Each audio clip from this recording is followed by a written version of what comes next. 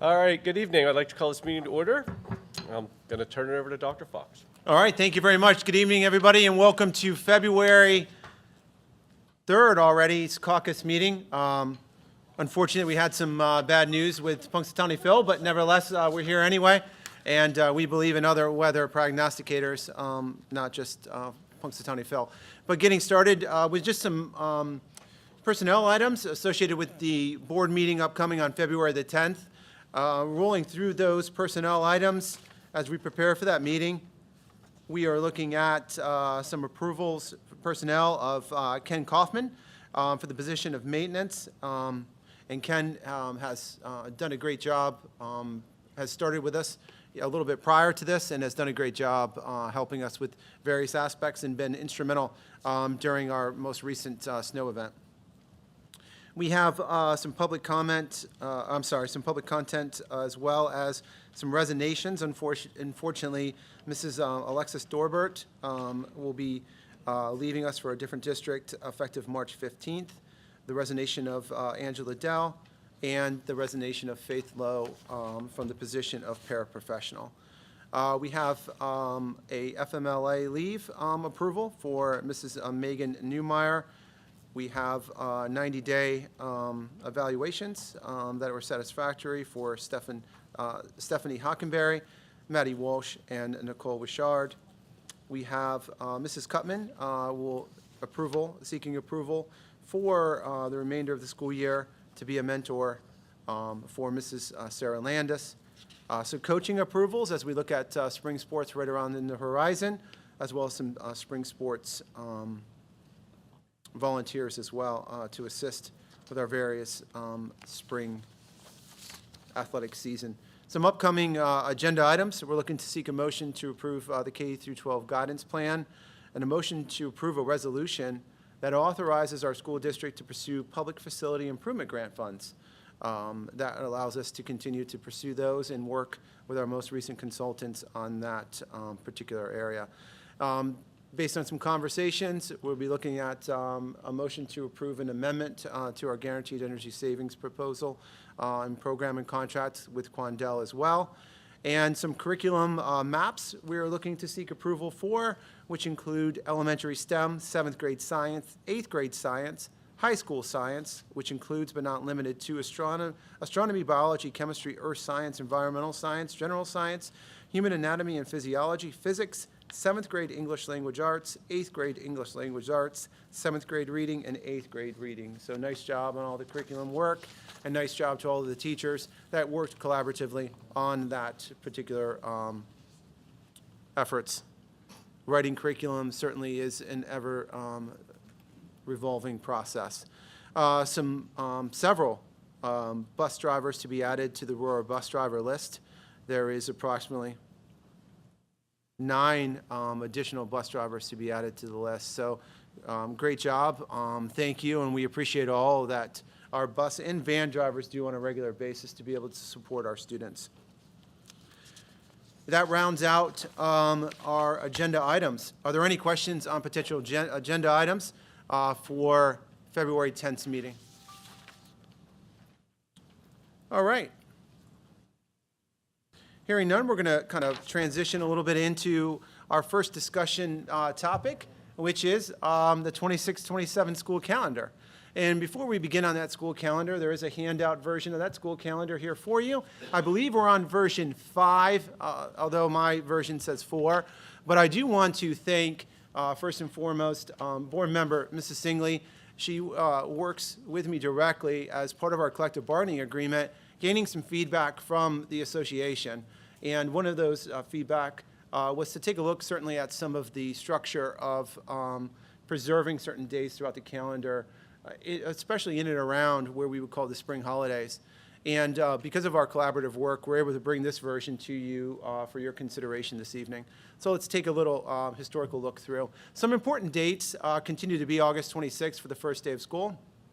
Winter break, December 23rd. 2026, not 25, my apologies. And the last day, January of break would be January 1st, 2027, with classes resuming January 4th of 2027. Last student day, June 4th of 2027.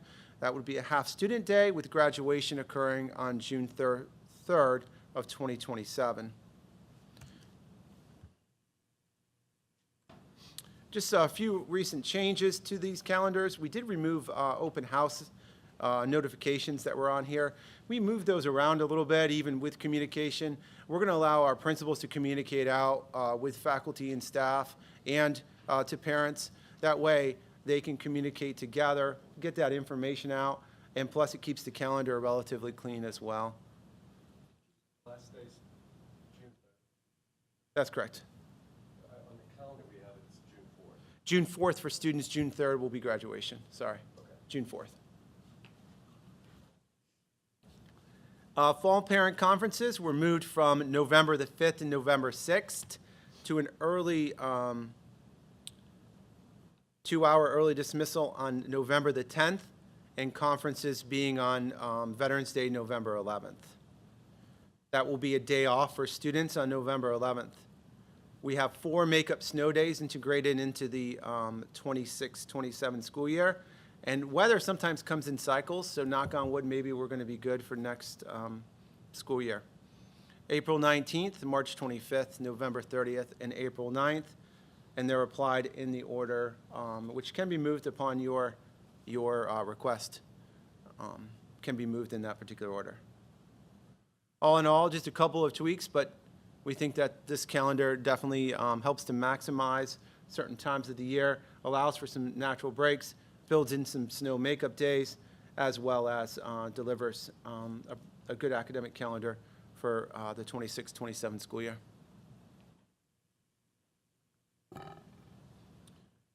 I'll take any questions.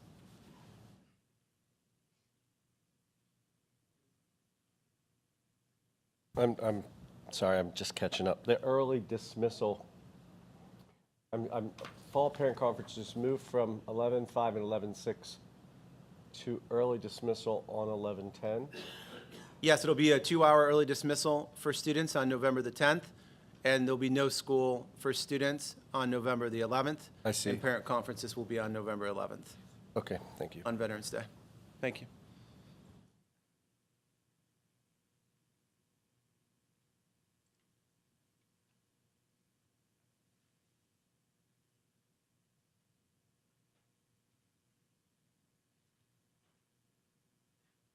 All right, next steps in this process, then I will place it for consideration at Tuesday's board meeting for your consideration and potential adoption. And then once adopted, we will place it on our website for the public to see and begin to plan accordingly. All right, thank you, everybody. All right, we're going to transition now into Quandel, who's going to do a presentation on amendment number 1, which is going to kind of talk about those elements that we weren't quite ready for in our original presentation for the first part of the GISA project, and ask for your consideration on some color schemes. So some pretty interesting information here, and feel free during the course of their presentation, interrupt them as much as possible with any questions, because they're all good questions, and we'll do the same thing.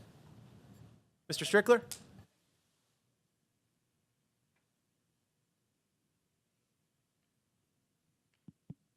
There we go. Now I got it. Okay. Am I Hello? Hello? Okay. All right. Sorry, I'm not used to the microphone here, but thanks for the opportunity to come back again this evening. As Dr. Fox accurately said, we're here to talk about some of those pieces that we weren't quite ready to put final pricing and scope together for, but Ben and Justin and the team have been hard at work here over the last couple months, getting all of those pieces nailed down. And so without further ado, we're going to jump right into it. You can see our agenda. We want to talk about some of the high school color options, and I've got samples to look at. So we'll look at then at the amendment number 1, scope and pricing, as well as some alternates, and then I'll wrap it back up with some project milestones. So, Justin. Good evening, and thank you. What we have here is for the high school. We wanted to add, I think the words were get rid of the blah. So we were adding some colors to it, grade school colors. Very bold, this option one accentuates the entranceway and incorporates the school colors down at the water table line. Next slide, please. Here we soften it up here a little bit, reducing the black, and the gray here accentuates the block color. I need you to speak into the microphone. I just got a text from someone listening online. They can't hear. Sorry. Thanks. You So, have to yes. practically put it right into your mouth. Option two, sorry about that. So again, we use the school color, the orange, accentuating the front entryway, and again at the water table, lighten it up with gray, kind of goes with the block in the front. Option three softens it up even more to a lighter gray at the water table, still keeping with the school orange at the entranceway, adding the school emblem just beneath the Susquenita High School sign. And Rob here has some of the color samples we'll pass around. For the board here, the color samples here, these cards. And I will turn it over to Ben here. Can I ask you a quick question? Some of us were discussing how will the light versus the gray versus the black, how will they do if something bumps into the ephes or whatever and it gets, which one is going to hide the damage the better? I like the bold, but obviously I think for functionality it would be more of the softer tones. I know that black tends to get dirty. Rain there at the base with splash would tend to show a lot more dirt in the black color. Like bumps and rips and the black is not Yeah. going to look as nice for as long. Is that what I hear? Yeah, I would agree with that.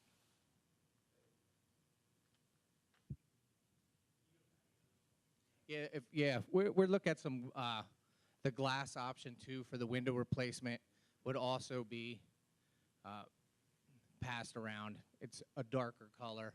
The window frames are black as well, so you're going to get more of that black out there. So you don't necessarily have to go with the deep black, the base, because it will be incorporated into the window frames and the windows itself. Heading back to option number 2, looking at that picture if we could for a second. The darker gray, is that darker gray, and I'm sorry, I probably should have looked at the color swatch as it comes back. And Marcy, I'll rely on you. In your opinion, does that, because I'm not good with colors, does that have like is it a darker gray or does it have like a brownish tint to it? Because it does.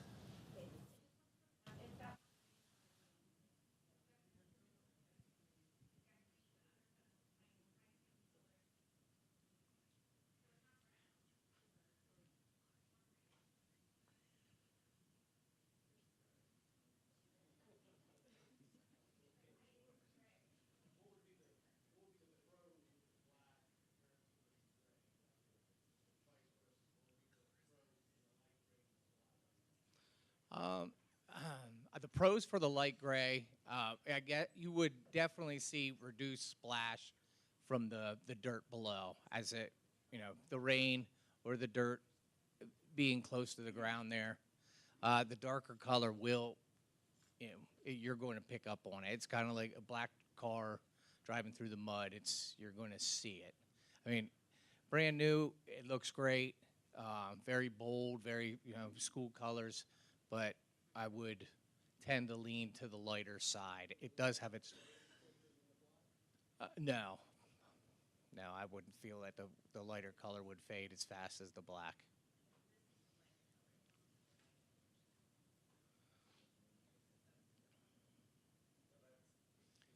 That's the field color, yeah. Do you have any other choices, or is that it? That's above. Yeah, this was all taken from the school color guidelines.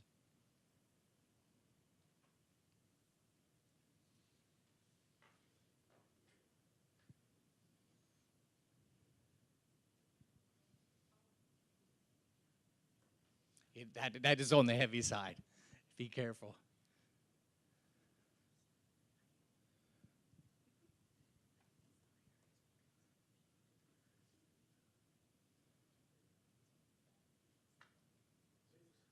Middle of the road, like charcoal color? I think that, yeah. Option number 2. Do we have that on those handouts that Michael has? That's the one we were debating what color it was? Yeah. So that's, okay, that's the gray. I think with the black tinted windows, with that black base, it'd almost be almost too black. It's gonna be too black if this is the tint of the windows. Yeah. And I understand the trim around the windows is going to be black. Yes, the frames for the windows are black as well.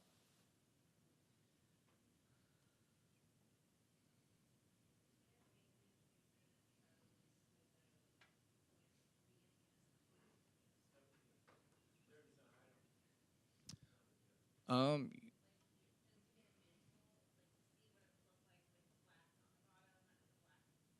yes, we could work on that for you.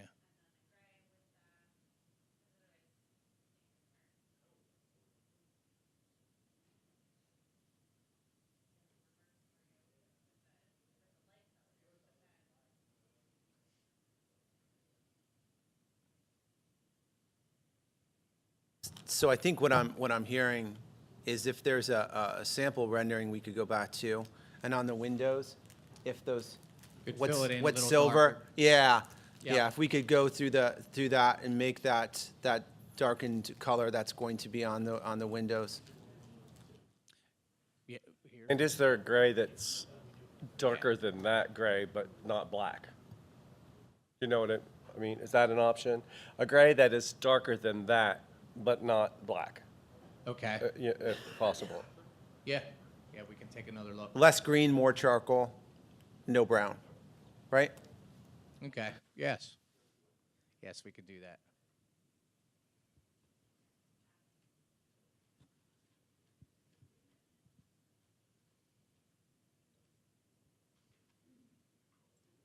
Did you want to do the next one? And I will turn it over to Ben Zaworski. Thank you, Justin. So as you're looking through the color samples and the window samples, we're going to talk about the scope for the amendment number 1. At a high level, we're looking at doing the LGI site work, drainage and waterproofing at the high school, restroom upgrades in both the middle school and high school, as well as the energy tank demo and infill at the middle school. So to dig into the details a little bit more, I'm going to hand this particular scope over to Justin so we can talk more about this. All right, the LGI site work. So just in this room here, behind us and along the side of us on the exterior, there's a few inlets to carry the water away. With this scope of work, what we did was we looked at the water infiltration that comes in here. You can see it along the wall and some of the damage along the block work. So what we were going to do is excavate a new swale on the opposite side of your service road to direct that water more towards those inlets. On this side of the road, we were excavating behind the LGI room and installing foundation drain, which would wick the water in that direction, again, pushing the water that is already here, just directing it more towards the drain. Along with that, we'd waterproof the exterior of the LGI wall down to the foundation. And with that swale on the opposite side of the road, we were also going to pipe it underneath so we did not wash that road out. Now, that would be at a level where it would ease the water across and then daylight down this hill. And as we grade the new grade, tipping the grade away from the LGI room and also contouring it towards the inlet so the water can actually get there instead of sitting and adding hydraulic pressure to the foundation behind there, causing the damage. And I'll turn it over to Ben. Thank you, Justin. All right, moving back into the restroom upgrades at the high school, middle school. We're looking to replace the missing urinal privacy screens and upgrade the bracket supports for those urinal screens just to make sure that they're affixed properly to the wall. Additionally, we're looking to replace the existing sinks as well as the cleaning and grout sealing of the ceramic tile floors. We found through the IGA period that your floors were in phenomenal condition, and we wanted to continue using those existing floors because we feel there's more life left in them. Additionally, we're looking at epoxy coating of the walls, 5 concrete masonry units high. The goal here is to make these restrooms easier to clean. So really having that epoxy will make that easier for your custodial staff. Additionally, we have provide electric hand dryers and the replacement of the existing partition doors with full-length doors at the high school. Right now they're kind of short, and we want to make sure that the district has full-size doors for the high school building. And then lastly, scope number 7, this is not entirely accurate at this time, the painting of the existing toilet partitions at the middle school.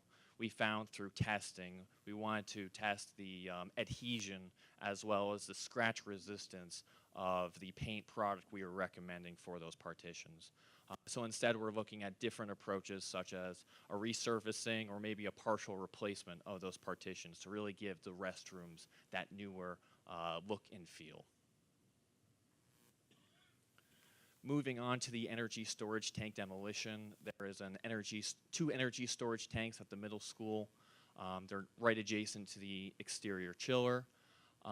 We would be isolating these tanks so they're safe to remove them, and then infill the wall between the tank storage space and the interior boiler room.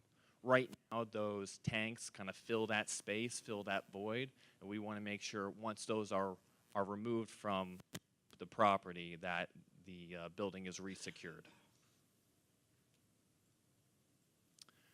Here are the proposed alternates. Can we go, I need just quickly go back to the bathrooms.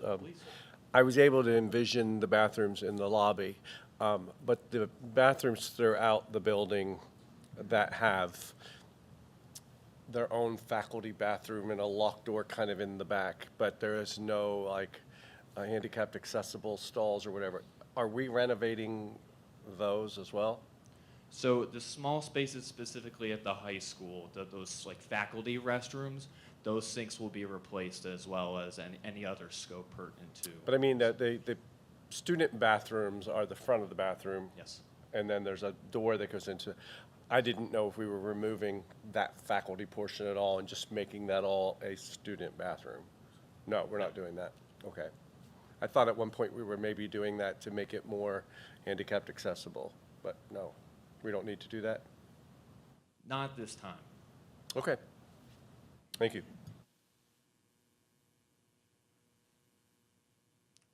All right, so these are the proposed alternates. Number 1 is the painting of the restroom block walls. This would be above and beyond those first 5 blocks that would have that epoxy coating on. Once again, to bring the aesthetic of the restrooms to just the next level and really complete that scope. Next up is the 2 restroom sink options. We've got the black option, which is right now proposed for the middle school, and then a solid surface option, which would be installed at the high school. So here is that black sink option. The guard at the very bottom would not be included, so please just picture the top portion of the sink. The black portion at the bottom is excluded because the existing plumbing rough-ins would not fit in that space, but this is the aesthetic we're looking at. And then for alternate number 3, I'll hand it back over to Justin. Yes, so for the high school, we looked at solid surface sinks as an option. Some of the drivers for that was the carriers with the original sinks and trying to get these connected. So this would come with its own wall bracket, for the installation and obviously provide a cleaner surface. The DuPont Corian is very durable with the undermount sink, allowing for a little more vibrance in the restrooms. And I'll pass it back to Ben. And now for the pricing. So we already looked at the pricing on at the ECM level on the previous slides. Here is that pricing broken out by building. Additionally, the alternates broken out by building. You'll notice that the ECM total is line A, then the alternate total is line B, and then the sum of A and B would be C, which would be amendment number 1 total. And then D, of course, is the base GIZA contract. That was the contract that was voted on in December. And E would be the sum of D and C.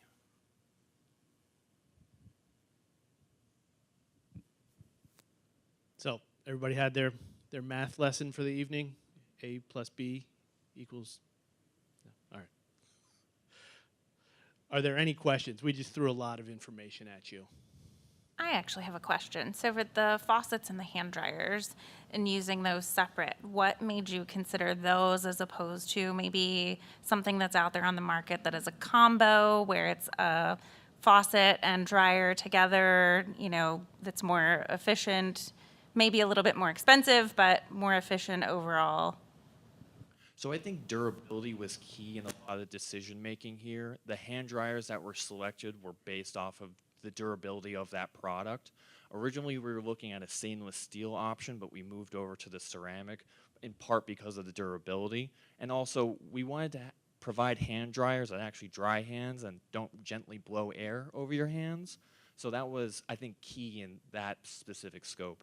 And then to the faucets are really in the same vein. We wanted to provide a option that was durable for use in schools, but also serviceable. So as parts need to be replaced over time, as the plumbing infrastructure ages, we want to make sure that you can continue maintaining your equipment and your infrastructure.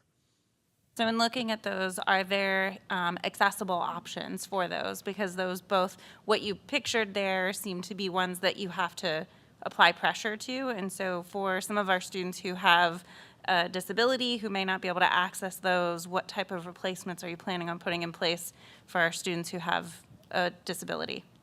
So for specific ADAs, for specific spaces that have like ADA concerns, we can look to use a lever style, which is more standard. I think that would be the recommended approach for those areas, if that is of concern. Yeah, flag style. Thank you, Justin. One of the other considerations as we kind of came up with the design for this was to try and pick solutions that caused the least amount of rework of the plumbing systems as well. We didn't want to have to go in and tear out the plumbing rough-ins to create a new design if we could avoid it.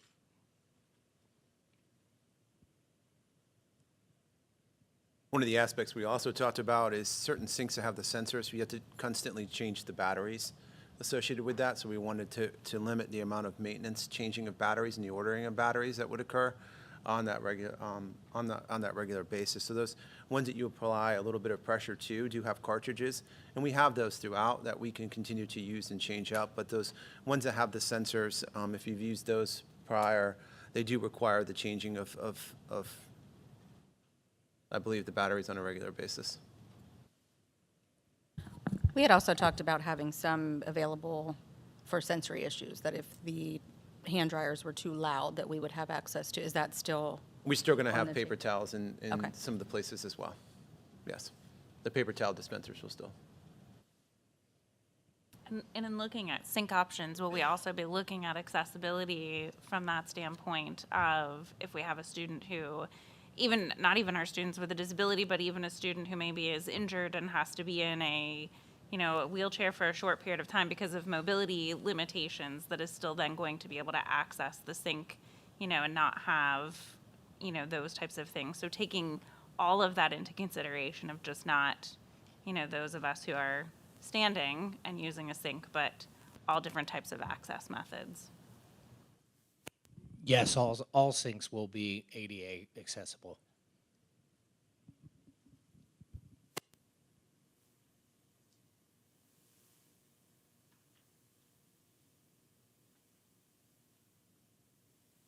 All right, I think the question that we have, or the homework so far, is just to kind of rework a little bit of that rendering.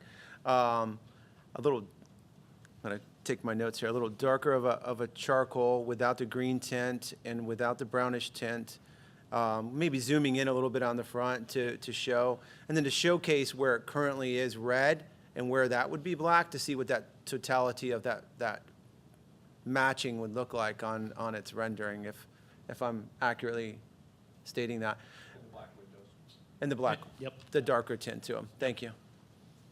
Absolutely. Yeah, we can do that.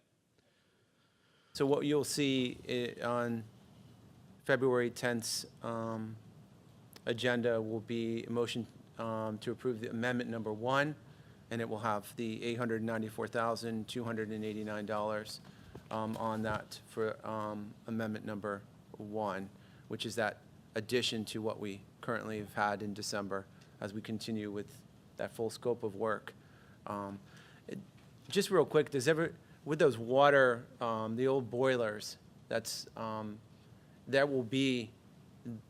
wall will be sealed up, and that should certainly help with any of that air draft that's occurring right now in our facilities room that's occurring at the middle school. So not only will they be removed, but that wall will be sealed. And that space could be used for anything in the future, as we plan for. Okay. Any other questions? We're happy to answer. Would you leave those paint samples with me? No. Thank you. Yes, happy to do it. So just some key milestones. We're going to ask for approval of the amendment number 1 at the meeting next week. And then really, I know this will make you sad, but you won't see us coming forward every month asking for more money.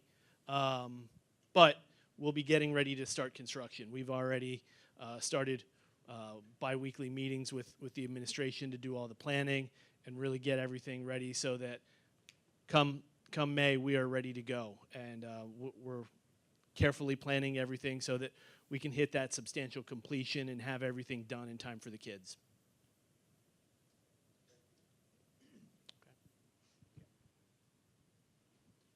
Thank you very much. Do you want to? That'd be perfect. Yep, I'll take those on my way back to the office. Thank you. Actually, if at this time, if I can bat out of order just a little bit, we have some group of school counselors here, I think, that would love to kind of go next, if that's okay, and then I will direct into the high school selective renovations following that, if that's all right. So we're going to change up the order a little bit and have our school counselors go. Let's give a round of applause for National School Counselors Week.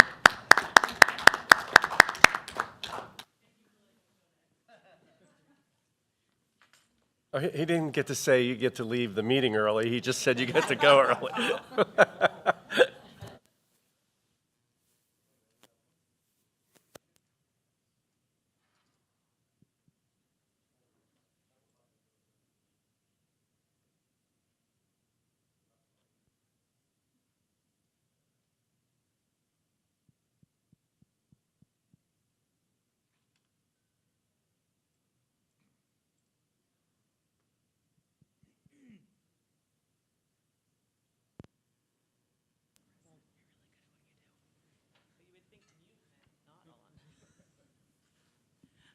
All right, hello, thank you for having us. This is your entire K-12 school counseling department, and we're here to present our Chapter 339 plan, which we'll get into in a minute. You want to go to the next slide? I don't know who's, okay. Actually, introductions. Do you want to do that, or do you want me to do that? All right, perfect. All right, so the elementary school, we have Heather Naus and Karen Mann. and that is kindergarten to 4th. And then in our building in the middle school, you have myself, Laurie Shearer, and Quentin Klingerman in grades 5 through 8. And then our high school, we have Mr. Andrew Schaefer and Ms. Harley Straub. And then also listed there is Mrs. Stephanie Flowers, who is our transition coordinator and career facilitator in regards to that. So you're probably wondering, if you don't know what a Chapter 339 plan is, it is basically a K-12 guidance plan. So it's comprehensive, and it's going to actually cover our 3 domains of a school counselor, which is academic, career, and personal social. What you'll find in the plan is you're going to see, of course, our mission, all the different stakeholders that we interact with, our roles, and then also just how we deliver our goals and our services to students and staff. This all came about 10 years ago when PDE wanted us to focus more on career readiness and career planning and engagement across K-12. What they say is, make sure you're career aware in elementary, and then when they get to us in the middle school, we are career exploration, and then by the time they get to the high school, it's career planning. We review this plan annually, and then we also ask for stakeholder feedback, and then every 3 years, and why we're here tonight, is we do go over the plan in detail and then revise it every 3 years. All right, so as Lori was saying, we review this annually with stakeholder feedback. We typically have a fall advisory meeting. We just had that in October. We have our student representatives come in and talk about their experiences in each building. As Laurie said, again, every 3 years we are up for renewal. So the hope is that our presentation will get approved, and that way we can submit it to PDE by the end of March. And then the link at the very bottom of the screen is a link to the actual 339 plan document itself, which can be found on our district website.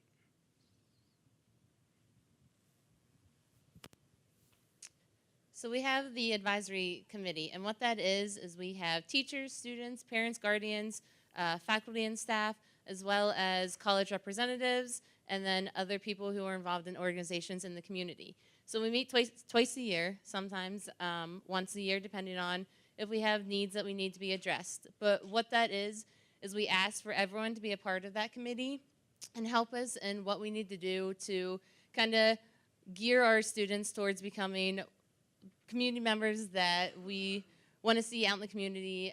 We ask employers to come so we know what they are looking for when hiring students, so we can help students with that. And then sometimes we have some college representatives, so we ask them to just tell us what exactly they're looking for within a student, so that we can help our students say, it's not just academics they're looking for. They want to see students who are involved in community aspects as well as extracurricular activities.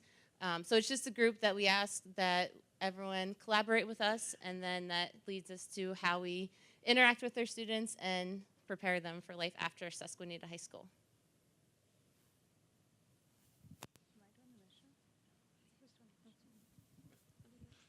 All right, our mission. So Susquenita School District is committed to providing a safe, student-centered learning environment in order to prepare students to enter into the 21st century global marketplace with skills necessary to be lifelong learners. The Susquenita School District Counseling Program mission, in partnership with parents, students, educators, business community members, and post-secondary institutions, promotes equal access and success for all students in the area of academic, career preparation, and social-emotional development. So basically everything we talked about before, we try to put it all in one big statement for you. All right, so for the academic and career planning for the elementary school, we do the High Five program. Oh, sorry. Okay, sorry, I forgot I added a slide. For enrollment data from our PIMS pool on October 1st, we had a total of 1,716 students. In each school, we have 2 school counselors. In the elementary school, we have 627 students. Middle school, 527 students. And in the high school, we have 506 students. The ASCA recommendation is 250 students per counselor. Back to the academic and career planning. At the elementary school, we have the High Five program, which is a school-wide focus on respect. In the top right corner, we just got awarded to be like a PBIS Tier 1 and Tier 2 school. Mr. Schaefer put all of that in place, so round of applause to Mr. Schaefer. That is a big honor. We also do high five monthly incentives such as dodgeball, DJ Reggie, glow stick parties. We have classroom lessons on kindness, patience, conflict resolution. We do Smart Futures career lessons for second, third, and fourth grade. We have small group counseling for all grade levels, focusing on social skills, self-confidence, organizational skills, and grief support. We have fourth grade jobs, junior achievement, big brothers, big sisters. And then this week we're celebrating School Counseling Week with a Spirit Week. More? Yeah. Okay. For our academic and career plan goals for the elementary school, we have 3 domains: social, emotional, and then career domain and academic goals. So for the first one, improve positive behavior. K-4 students will work towards earning a goal of 10,000 PBIS or high five tickets throughout the school year. We're also giving out Blackhawk bucks. For the career domain goal, for each grade, it'll be 100% participation in the various lessons. So fourth grade will learn about the process of applying for a job and complete the job application. Third grade students will receive Smart Futures career lessons regarding interest, career goals, and answer the questions to earn a badge for each lesson. Second grade, they're going to participate in what do you do with an idea. First grade, they're going to complete a lesson, I can be anything. And kindergarten students will complete the lesson, when I grow up. For academic goals, 100% of second grade students will learn the difference between short-term and long-term goals, setting a school year goal for him or herself. All right, thanks, Heather. Good evening, everyone. I work with the fourth graders with the fourth grade job. In September, students complete an application, and the jobs that we have to offer are the delivery team, and this is the delivery of our food backpack program. We have safety patrol, and they keep our students safe in the morning and the afternoon. We have our advisory team, and this is a school and community service club. We have our breakfast buddies and our lunch helpers. They help clean the cafeteria. And we have our podcast team, and they work with Miss Bear for various podcast projects. All right, next slide, please. It's hard to do 2 things at once. All right, so it may be really cold outside, but I hope these pictures warm your hearts because I know they do mine. You're going to see our delivery team taking the the bags to all of the students in the classrooms. Okay, next slide, please. All right, advisory team. This is the club that I mentioned, and I am the faculty advisor for this. So I can't read that, so that's why I have to hold this. I do need my glasses, I admit that. So this year, we worked on a project called the Jared Box Program, and they worked diligently on this. I'm very proud of this team. They donated all of these toys in the boxes to a local hospital for children that stay in the hospital. Right now, we're working on a shoe recycling project, and this supports our Nest Fund and children that need shoes in different countries. They also created cards to support our military for Veterans Day. Next slide, please. Thank you. All right, and this slide, you'll see on the left, this is our safety patrol. They help keep our students safe as they come in and as they leave school. And last year, we had our talent show. We brought that back, and you'll see some of our hosts. They had a wonderful time doing that. On the other, next slide, please. This is our Susquenita Big Brothers Big Sisters program. On the left side, this was our end of the year picnic. And on the other side is our new match meet and greet. So, wonderful program. All right, thank you. So for the middle school, I'm going to take the first couple bullets here to kind of give you a brief of what we do at the middle school, and then Quentin's going to finish the slide. So that very first one, the Cumberland Perry Career and Technology Center. When Chapter 339 came through PDE to all the schools, it was really to connect us more with our career and technology centers, because that's where a lot of the jobs are going to be.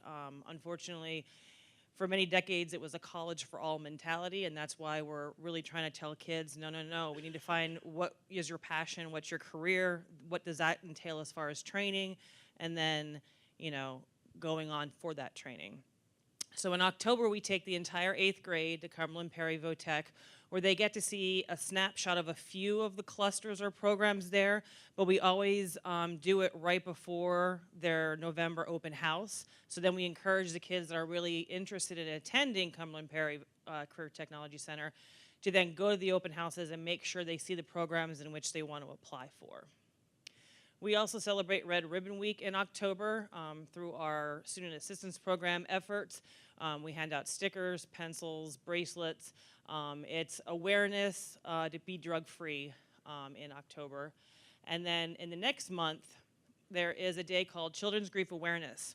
And I'm actually a volunteer at the Highmark Caring Place. They actually started it from a small group of kids up in Erie, Pennsylvania. They said there's a day for everything under the sun, even National Hot Dog Day. Why can't there be a day for all the grieving kids out there?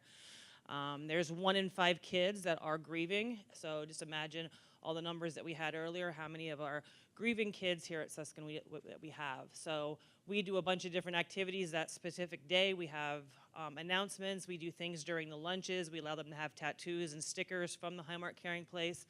We also work our grief groups into working those days as well.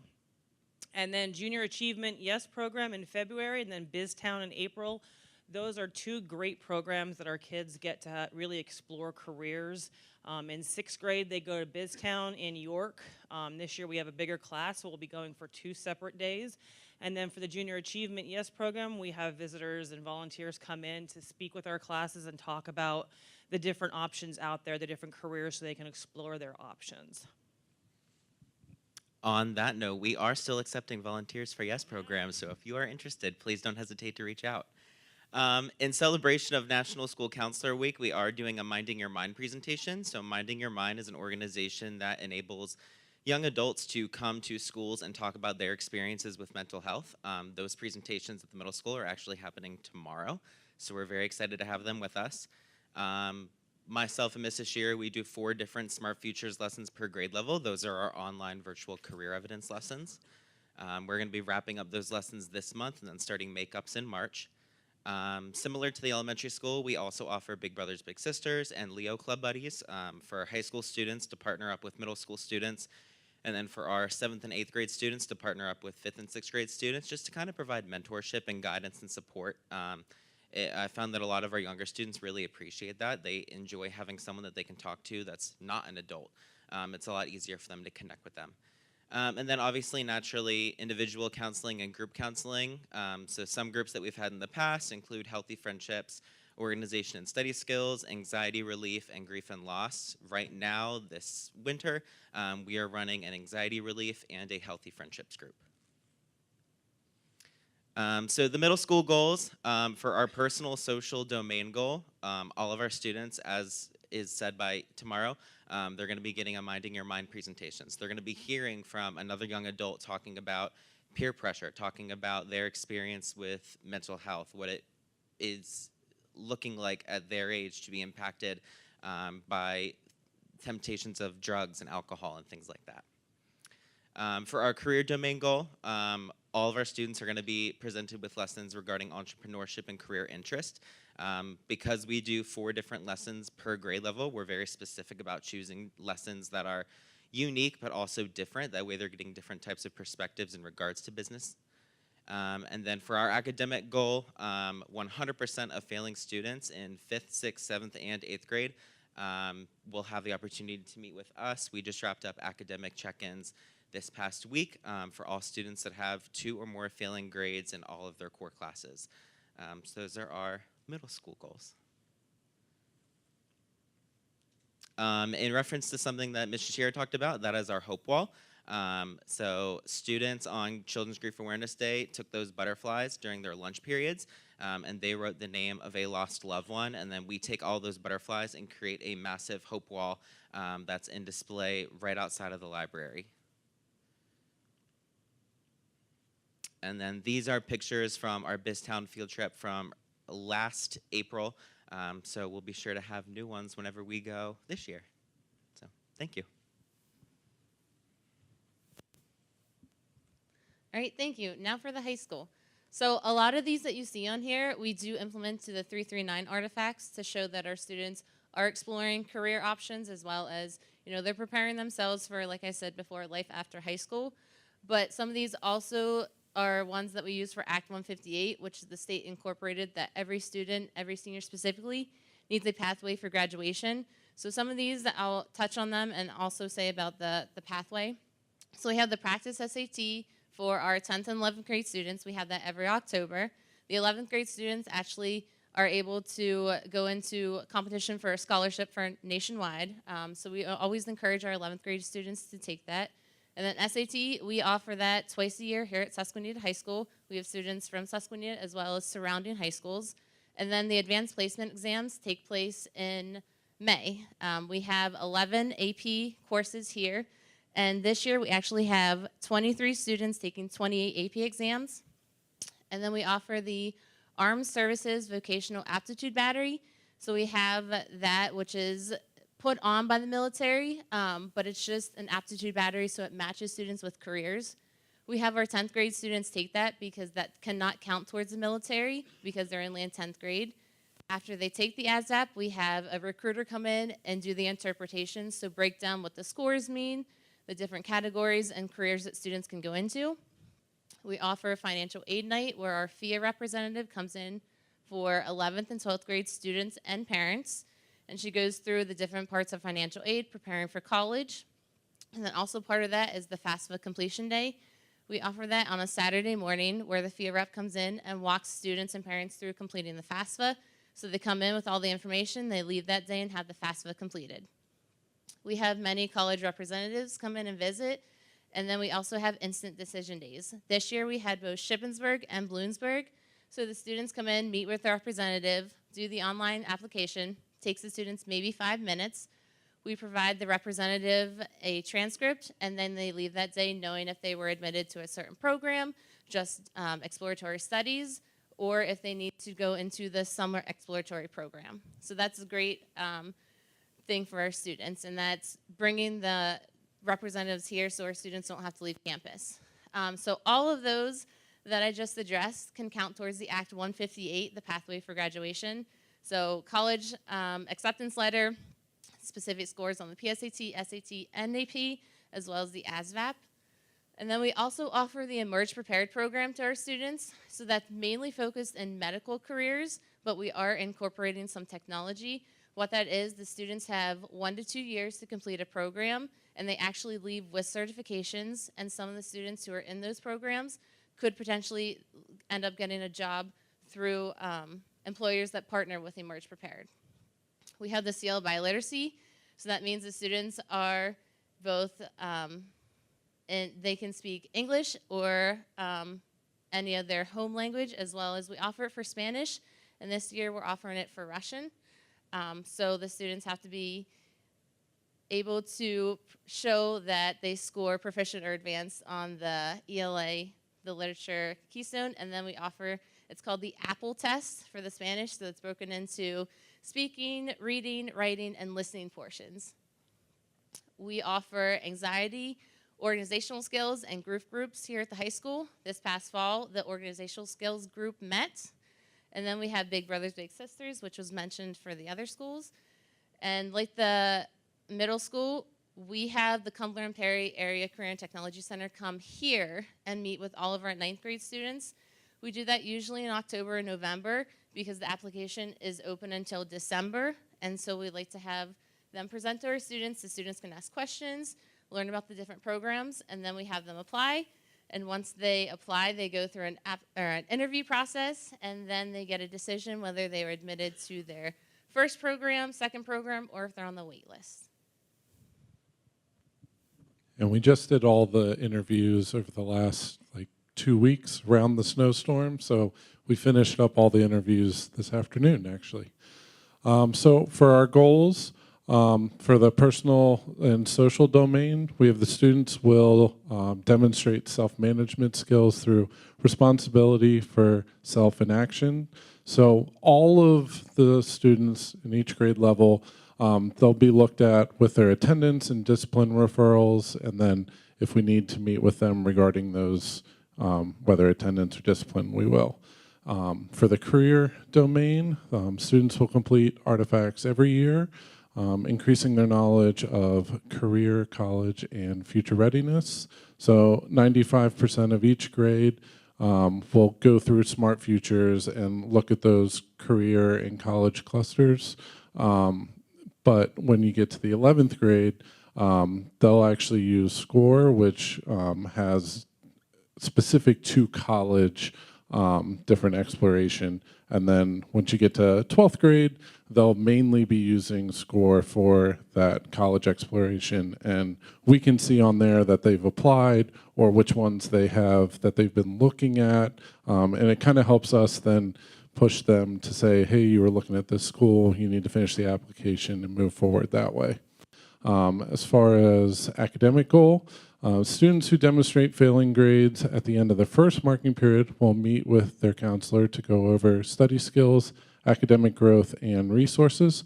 So 100% of each of the grade levels, if they have a failing grade, they'll have the opportunity to meet with us, whether to go over future planning to see what additional study skills they may need, talk about if the class is the right fit for them, just getting that conversation started at the beginning of the year so that we can turn things around quickly.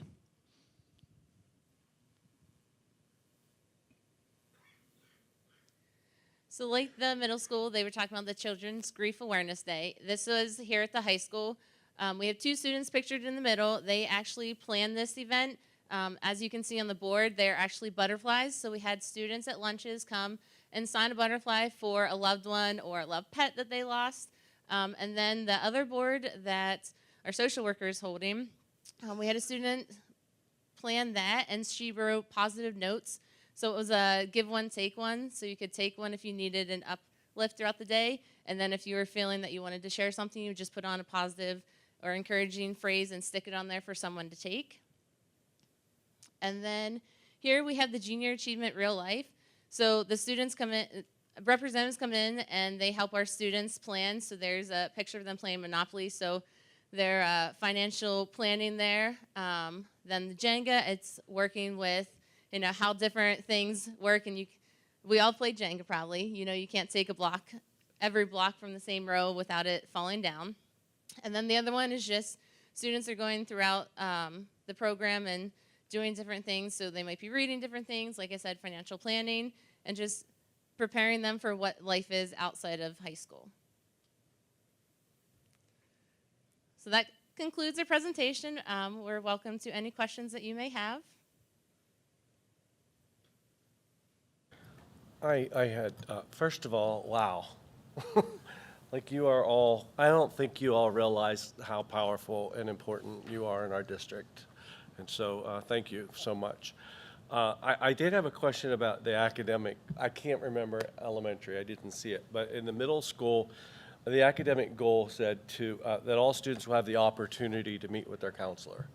And I think, I don't know if that's a goal because they already all have the opportunity to meet with their counselor. So I'm wondering, when we had the town hall with our high school kids, they all said, we want to have a meeting every year with our counselor.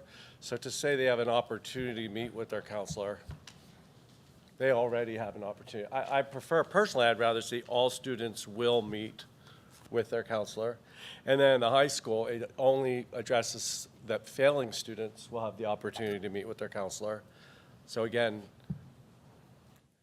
I don't, personally, I'm into SMART goals and things like that. They already all have an opportunity to meet with their counselor. So I don't know if that academic goal is any, and you know, that's not really measurable. Like, no students could meet with their counselor, and we still met that goal because they all are in the building with you and you have the opportunity. So I'd like to see that say all students will meet with their counselor once a year. And at the high school, I would like us to be meeting with all students, not just the failing students. So and I know that's probably what you mean, but am I making sense? Yeah, I don't know yeah, if you can pull back to the and- academic goals to see exactly how they're worded. And I think while all students do, and there is a plan to be able to see all students, I think this is focusing on those academic needs as a response to their intervention. So kind of really taking all students and narrowing down students who have academic concerns and being able to address those academic concerns. So I think we can hone in on, from the word opportunity, and transition that word to we will meet with those students. And in the eighth grade, or in the middle school, it's all, and it does, in the high school, it does address the failing students. But the middle schools were all students, not failing, just all students who have the opportunity to. And I think that, I'm going to speak on the high school. So our goal is, we're meeting with the students who are failing. That way we can try to get them into our positive passing. So we do meet with every student, but we're focused on after the quarters where we meet with the students who are failing to try to get them up to passing. no, I believe you, but that's not what this doesn't say we're going to meet with every student who's failing. Right, but our It just says they'll have the chance to meet with you. yeah, and our academic goal is focused on those who are failing. So that's why we didn't include everyone, because not all of our students are failing. Then I would be okay if we just said So I think that we will meet with all the failing students, not that they'll have the opportunity to meet. it doesn't say opportunity. We'll have I the see. opportunity to meet with the counselor, not will meet with the counselor. Do you know what I mean? Like, absolutely, yeah. Anyway, you could figure that all out. But again, you guys just, the only other comment I had, it's not a big deal, but when you were listing like the SAT, the ACT, I'm really impressed that you give every student the ASVAB. And like, it lists it as a test, but I don't know if we should identify all of our students take the ASVAB, because I think not all schools do that. I think that's pretty impressive. Like, it's a list of everything we have offered, but some of those things you do for every kid, and I think that's great. But again, I think this is really, really important, and when we met with the students, they all thought you were really, really important. You may not realize, but they value the time they get to spend with you. And so do parents, as you know, Harley. Thank you. Yeah, absolutely. Great job. And in multiple different lenses across the board of addressing those various different strands. And then taking all the information that you do and trying to really break it down into the platform that is required. So there's a lot more that you do on a regular basis and a day-to-day basis of wearing multiple hats and changing by the ever so various different minutes of the day. But then taking that information and trying to make it, as we said, as specific, measurable, obtainable, realistic, and timely within the document that we have to work with, which is also a key. Because we know that we have to sometimes do what is a mandate, and then it's taking what is a mandate and then making it our own too, to have goals within goals, if that makes sense. So you guys, outstanding job in National School Counselors Week. What better way to celebrate than to be here with us? Great group, but sincerely, as Dr. Jones said, you guys are amazing. Thank you for all you do. But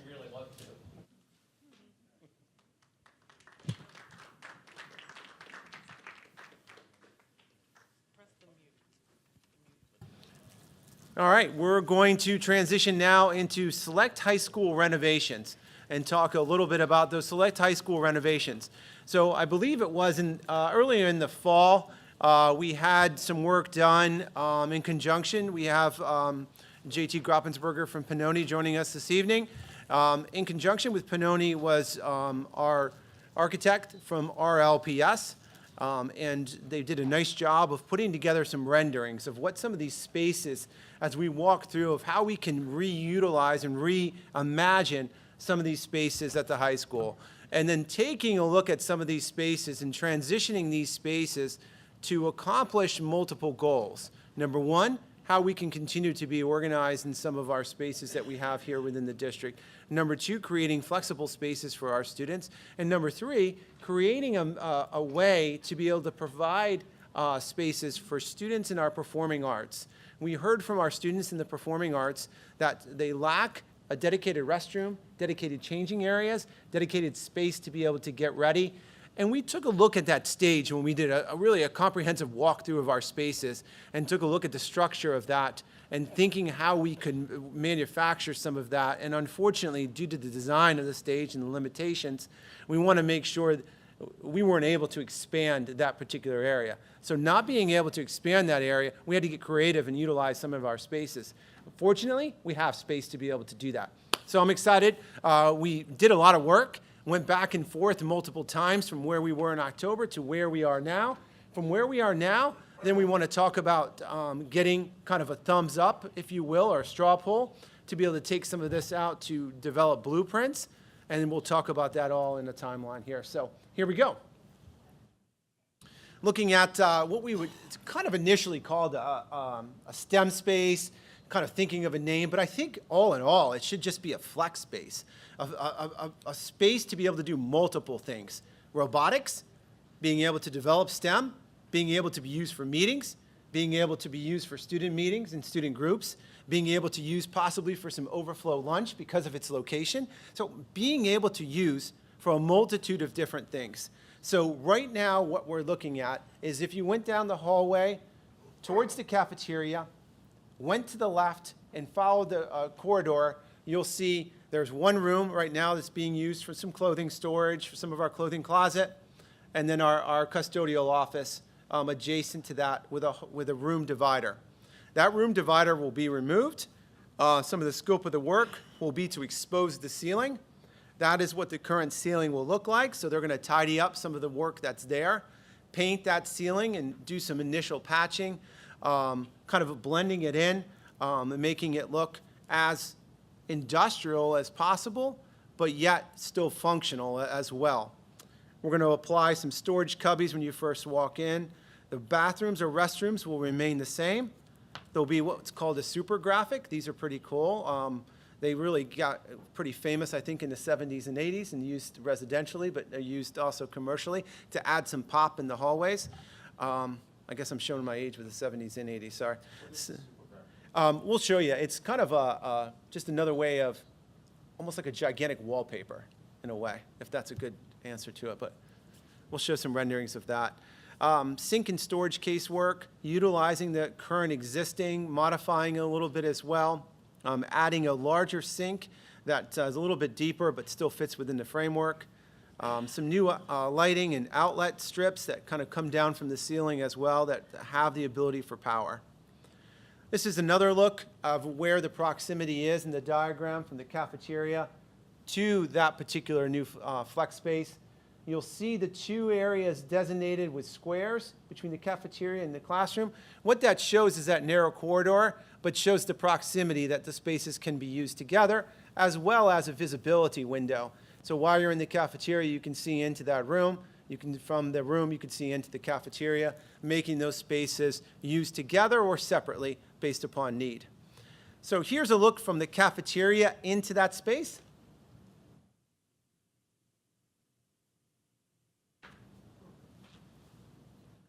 And here's a look into that space when you first walk in that first door. You'll see the cubbies located to the left near the restrooms. Don't worry so much about the color that's being applied, focusing more on the space design. So opening it up.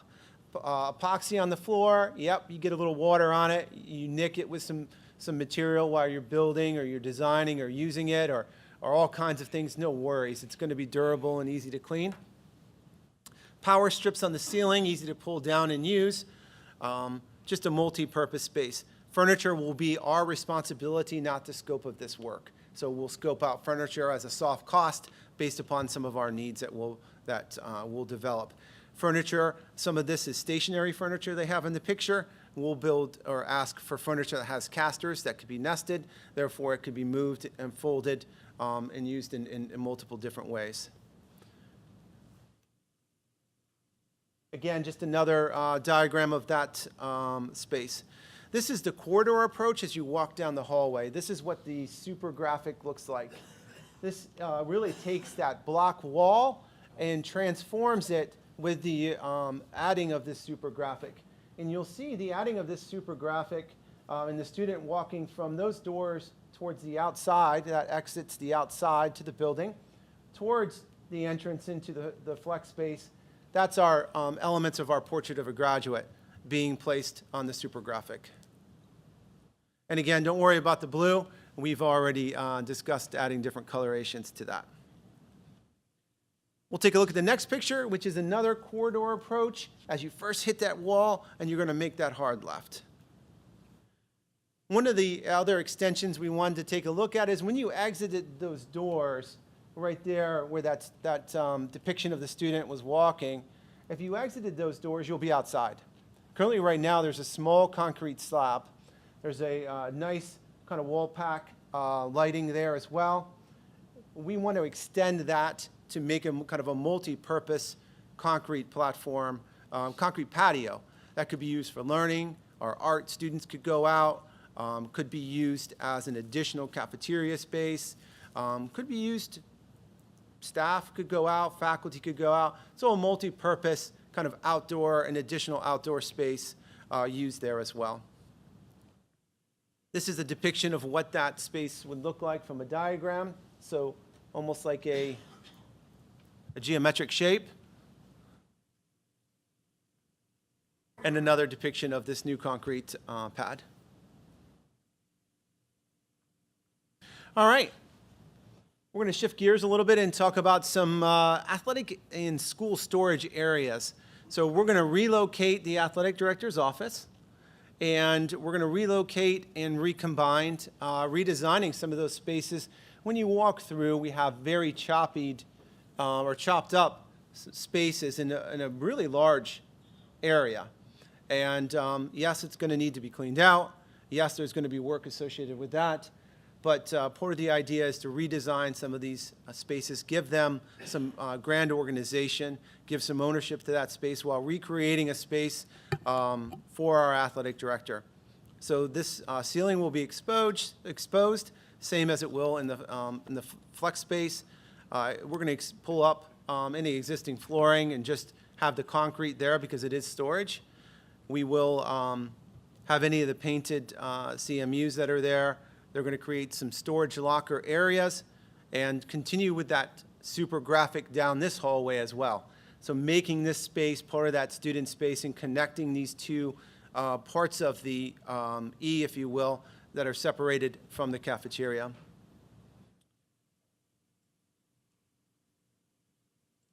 What will be in the spaces below those two squares? I mean, you're not going to get there, I don't think, because there's nothing written on them. Like below the office there, that's right. Oh, and that square, that's currently right now a custodial storage. Yes.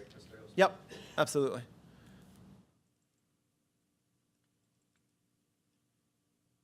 This is just another rendering of that from another view. This shows here a depiction of the new athletic storage lockers of what they'll look like. So the lockers will be kind of placed in these areas. There's variable different sizes that will be assigned based upon the activity or the athletic and the size of that particular program or programs.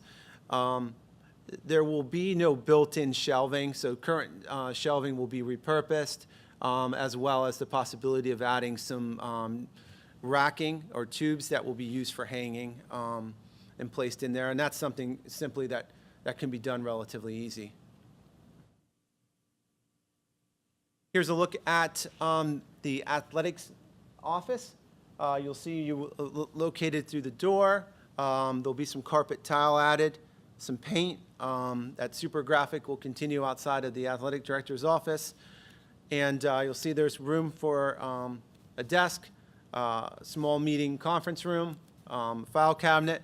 It will be not a large area, but If you've met our athletic director, he's out and about, and most athletic directors are out and about as well. But it's a good place to be able to meet with students, meet with coaches, and have right there readily available. Now, one of the questions that I always ask, what about proximity to the gym? Well, you can walk through the storage area and through and around, down a couple of steps, and before you know it, you're right outside of his current existing athletic director's office. So maybe an extra 2.5 minutes. This is the look outside of where the future athletic director's office will be. There'll be a window showing into the office, giving some visibility into that hallway as well that does not have currently any visibility there, as well as running that super graphic and adding those final elements to the portrait of a graduate that extend into the elements of athletics and activities as well, which is engaged citizens, personally responsible, and strong communicators.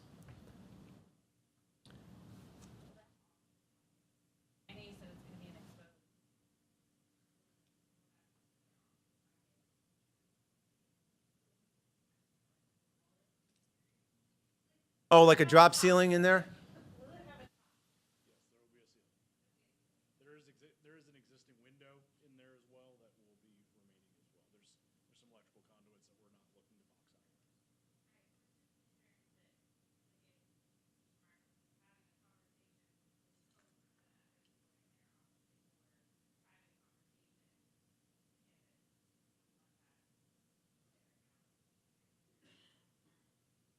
That exterior hallway wall goes all the way to the roof system, so the noise will not travel out.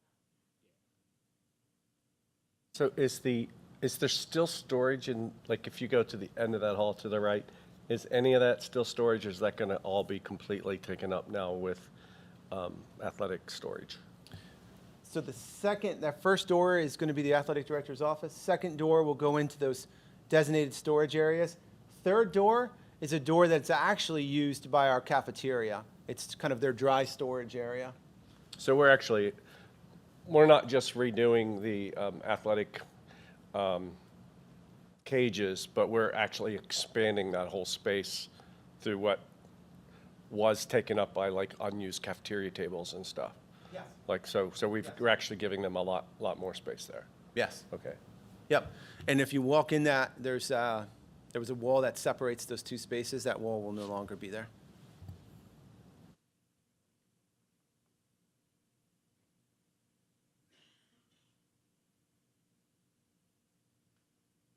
Depiction of room. You can kind of see a little bit there of enough room for a table and some chairs for a meeting. Let's talk a little bit now, transitioning into what was. I think I mislabeled this, and I apologize. Oh, no, I did not. I'm sorry. This next space will be, I'm getting ahead of myself. I'm getting a little excited. It's the what I would call the green room, but makeup room, prep room. I don't know, just calling different names, but it could be called and used for a multitude of different things. But it's proximity. What we're talking about right now is our current athletic director's office. And really what we're looking to do is the ceiling is going to have existing ceiling is going to remain. There's going to be carpet tile. Those will remain. We're going to go ahead and paint that room, put in student lockers, some hooks as well. And we're going to see a depiction. There'll be some illuminated mirrors that will go around, some countertop. When you walk in the current athletic director's office, he has a small storage area that's located there. It's small. His shelving will be removed and replaced and reused in other spaces. And there'll be a system of a rod system for storage that will be placed there for costumes, being able to hang different costumes long term, being able to have a racking system that's placed there as well. There will be existing lights are going to remain, but there'll be power raceway below the countertop used for different preparation for hair, makeup, and anything else that's needed by our student performers to get ready for their productions. This shows a little bit of that space here as well, with that green room, the door out to the hallway, and then you're right in the back of the current auditorium. And it kind of shows just a small rendering of where that location is. The location that we're going to be talking about here in a minute or two is located adjacent to that. That's going to be more for your costume creation, your fabrication, as a changing area, as well as a restroom that our students need and performers need. We're also looking to put some televisions in there and then do some future prep work associated with that. So when they're in the auditorium with their performances, they can see on television when they need to be able to get ready and go. This is kind of a depiction of what that room looks like. We took some student feedback with some lockers that were designed, putting some lockers here as well, because you might have multiple things you may need, or you may want to lock up some of your belongings, keeping it out of place so it's not stepped on. Again, being able to use that hallway, that's outside as well. These are mirrors you'll see a lot of times in hotels that have the dimming lights associated with them, so the lights are built in and integrated into the mirrors themselves. There'll be holes inside of this countertop that go down and will go into the power outlets below. Don't get focused on the color blue. That's just for depiction purposes. All right, we're going to segue into our next space. Is there any question? You want to go back to? That was just the green room, right? Yes, sir. Okay. Now we're going to go into costume creation, play design, preparation room. So you're going to walk in. On the left-hand side will be just a small changing area and changing room. There'll be some hooks there as well that they can leave any costumes for the next set preparation. On the right-hand side will be a restroom. There'll be a single toilet partition, a hand washing facility. There'll be some hooks there as well for any preparation or changing that needs to occur in that particular area. And really, this area is not going to be changed much. There is a ton of cabinetry that's already there. There is different stations that are already there with power across the room itself. So really, we're looking at flooring to be an epoxy resin throughout. Again, easy cleanup, non-slip. You spill something on there, no worry. It can meet any industrial needs. You bring in any lumber, no problem. It's not going to scrape up the epoxy at all. Can be cleaned up relatively easy. Walls will be painted. There'll be a lockers and a bench added inside of the changing room and area. This is a small look into what the new toilet or restroom will look like.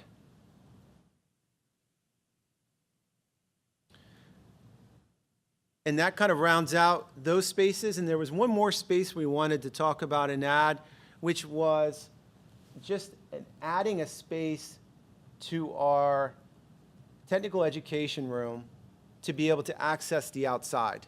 Because currently right now, our tech ed teacher, to bring material in, has to go around, come through the hallway, and then go through the door. And we wanted direct access to the parking lot, be able to get the lumber or projects in and out, utilizing the space. So we looked at different thoughts of maybe roll-up doors, garage-style doors, but based upon where we are at, looking at not only cost, but looking at the topography of the ground and where some of the current existing ductwork is in that room. We didn't want to touch any of that.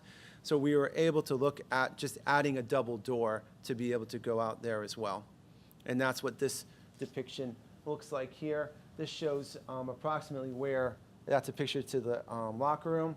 That shows what that door will look like. So there'll be a concrete pad sloped down so you can get material in and out, because there's a little bit of a slight grade between the two.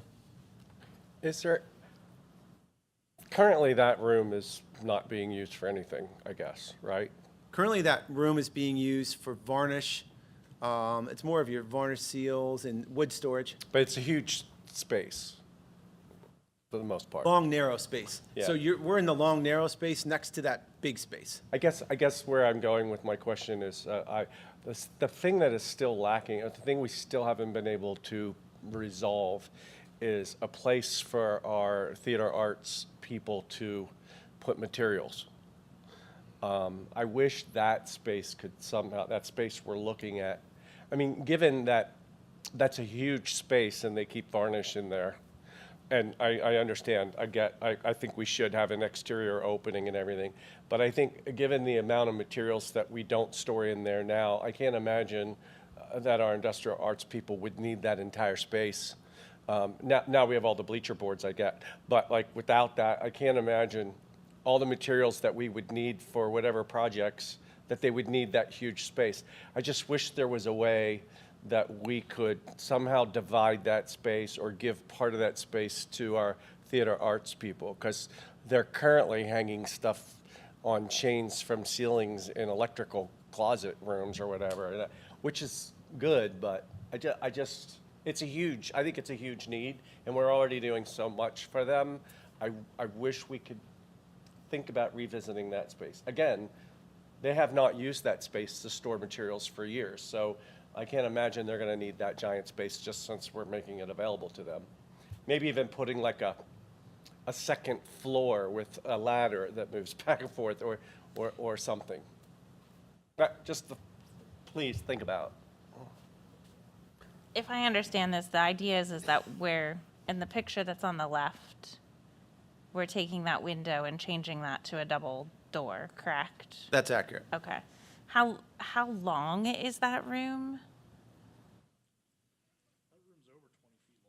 Okay.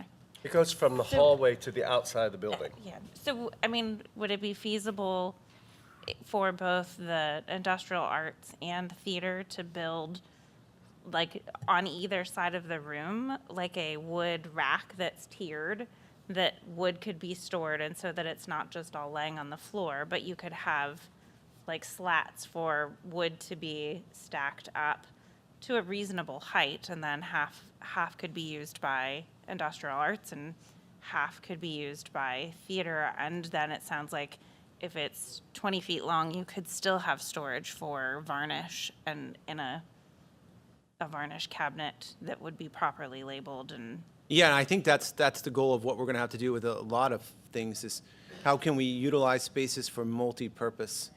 How can we coexist? How can we share? And right now, I believe our technical education teacher is part of set design and build, if I'm accurate in saying that. So I think it lends itself nicely to be able to share different spaces and organize different things differently. And I think it definitely could lend itself to relooking and reimagining that organizationalness of that space. And in all fairness to that teacher, when they're building sets, his whole classroom pretty much gets destroyed for weeks, because it is, utilized. And I stand corrected, it doesn't go from the hall the whole way to the end of the building, because at the one end is a fumigation hood and where they when they spray paint and stuff, so it's not quite that whole length. But I think it would serve his department as well if there was some type of a systematic storage in addition to the storage space they already have. Yeah, we can certainly challenge the teacher and look at that, as well, and see what we can do to reorganize that space. And in addition, if there is an appetite of that, we have no problem of going back to RLPS and saying, hey, we would like to also think about rolling with this, keeping that momentum going, because there's important timelines that we want to talk about, but maybe looking at an addendum of, can we create something that doesn't exist and see what they come up with, because they're pretty creative. It just group of doesn't make individuals. sense to me that we're addressing the theater arts program, and I think there's just one glaring area that needs to be addressed. It doesn't make sense we would not address it now. I mean, I would talk to the theater people, but as long as we're doing this. Do you want me to pause this while we go back to RLPS and seeing if there's other areas that they can look to design? Because I'll take your direction as to how you want to go. well, I guess I'm asking this kind of as a question rhetorically, but by moving some of the costumes and so forth out of where they were previously, does that also free up other space in other places to be reorganized that would gain space? Because based on what I recall that I've seen before, everything was kind of just shoved in some small spaces and it looked like it needed to be reorganized, and whether that was costumes, whether that was set pieces, whether that was wood, whatnot. So by moving some stuff, does that change? Kendall can probably answer that. You want to use the microphone and speak to your experiences working with performing arts? Well, and I can address some of that because where the athletic director's office is being moved to is currently a closet that has theater stuff in. And then I think you have closets on the third floor in a closet. I'm Kendall Wilt. I have the pleasure of being the costume designer for the high school theater productions. Thank you very much for doing this. I am just over the moon at, having some dedicated space for our students who are involved in theater and musicals. Thank you, Dr. Jones, for bringing up the challenge of storage for theater arts. It's not just wood. We do have furniture, which we don't really have a place to put them for the productions. We have, a couple dining room tables, and right now we're just in a cubby where they have the furniture that is off of a hallway below the storage for sports equipment now. That's not my bailiwick. I just know that, we do not have adequate storage for props and set pieces and furniture and sofas and things like that. In response to the costuming, yeah, we're shoved in a closet on the third floor, and Mr. Funk is kind enough to let us use the adjacent classroom when we have to do costuming and things of that nature. So that, I think you would be able to get a better sense of what is needed for prop storage by speaking with Mr. Williams or with Mr. Sheehan. And Mrs. Singley just texted and reminded me apparently that we had at one point discussed using the vacant home, the house that's on our property, perhaps using that for props at some point. That's something I don't remember discussing, but that's. I mean, I think it was during our walkthrough, we had made that mention that we have that vacant house that honestly is available to be able to place things in. It's not being utilized at this particular time. We have some thoughts of what we want to do with that, but at this particular time, it's definitely definitely something we can do, and it would need to be something that's a little more organized in terms of long-term versus short-term storage. So, what are some of those items that you probably only maybe touch once every couple productions, but it's unique to theater that you do not want to get rid of, right? You know those pieces that are difficult to beg, borrow, or get. So those possibly could go in there. I wouldn't make any promises that they wouldn't be damaged because we don't spend a lot of time in that particular area. I do have a question. Outside of this storage area where the doors are, I'm not familiar with that area, but would it lend itself to a container for storage that would be able to put back there for properties, furniture, things like that for theater? I don't know. I'm just In terms of a container, like a shipping container? Yes. It's a possibility. It's something I would have to talk with Mr. Howell about, and where and location, probably away from the diesel tanks, and where that could properly go. So there's still a turning radius for delivery trucks and things. But yes, that is something I think that's a look at for sure. It wouldn't be an aesthetic concern because no one goes back there except for, maintenance, custodians and stuff. So. And there'll be a lot of shipping containers here starting around June, and storage containers for construction. Maybe they could just leave one when They may. We might be able to talk them into it, actually. Where do they go? So one thing that I keep hearing over and over again, there's an overarching storage concern, an organization of storage. So I think what we need to look at is, let's take this space, for example. A lot of that stuff appears to just be thrown in there. There's really no organization to it. A lot of this is going to be an organizational exercise. And I see that, and no offense to the prop storage or any of that, but it all just seems kind of thrown in wherever we can find a hole. So redoing the athletic area, the athletic storage there, we may end up finding more space as part of that space. We also, through potential organization and future planning, so I know you mentioned the bleacher boards are in there right now. What is the thought process of using those bleacher boards in the future? Do they need to be 20 feet long, or could they be cut down to 10 feet and stacked vertically? You can stack a lot more boards in that area vertically than you can horizontally, and then they're off the ground. So you look at a lumber yard, most of their stuff, like their casing and their millwork and flat boards, not plywood, are all stored vertically because you can do a lot more vertical storage than you can do horizontal storage. So coming up with some level of organization, whether it's painting lines on the ground and saying this is going to be here, here, here, thinking about what projects you're going to build throughout the year and pre-cutting your material to some level that it's easy to grab and use, I think will lend itself to these kind of areas, and you may actually gain a lot more storage space than you know.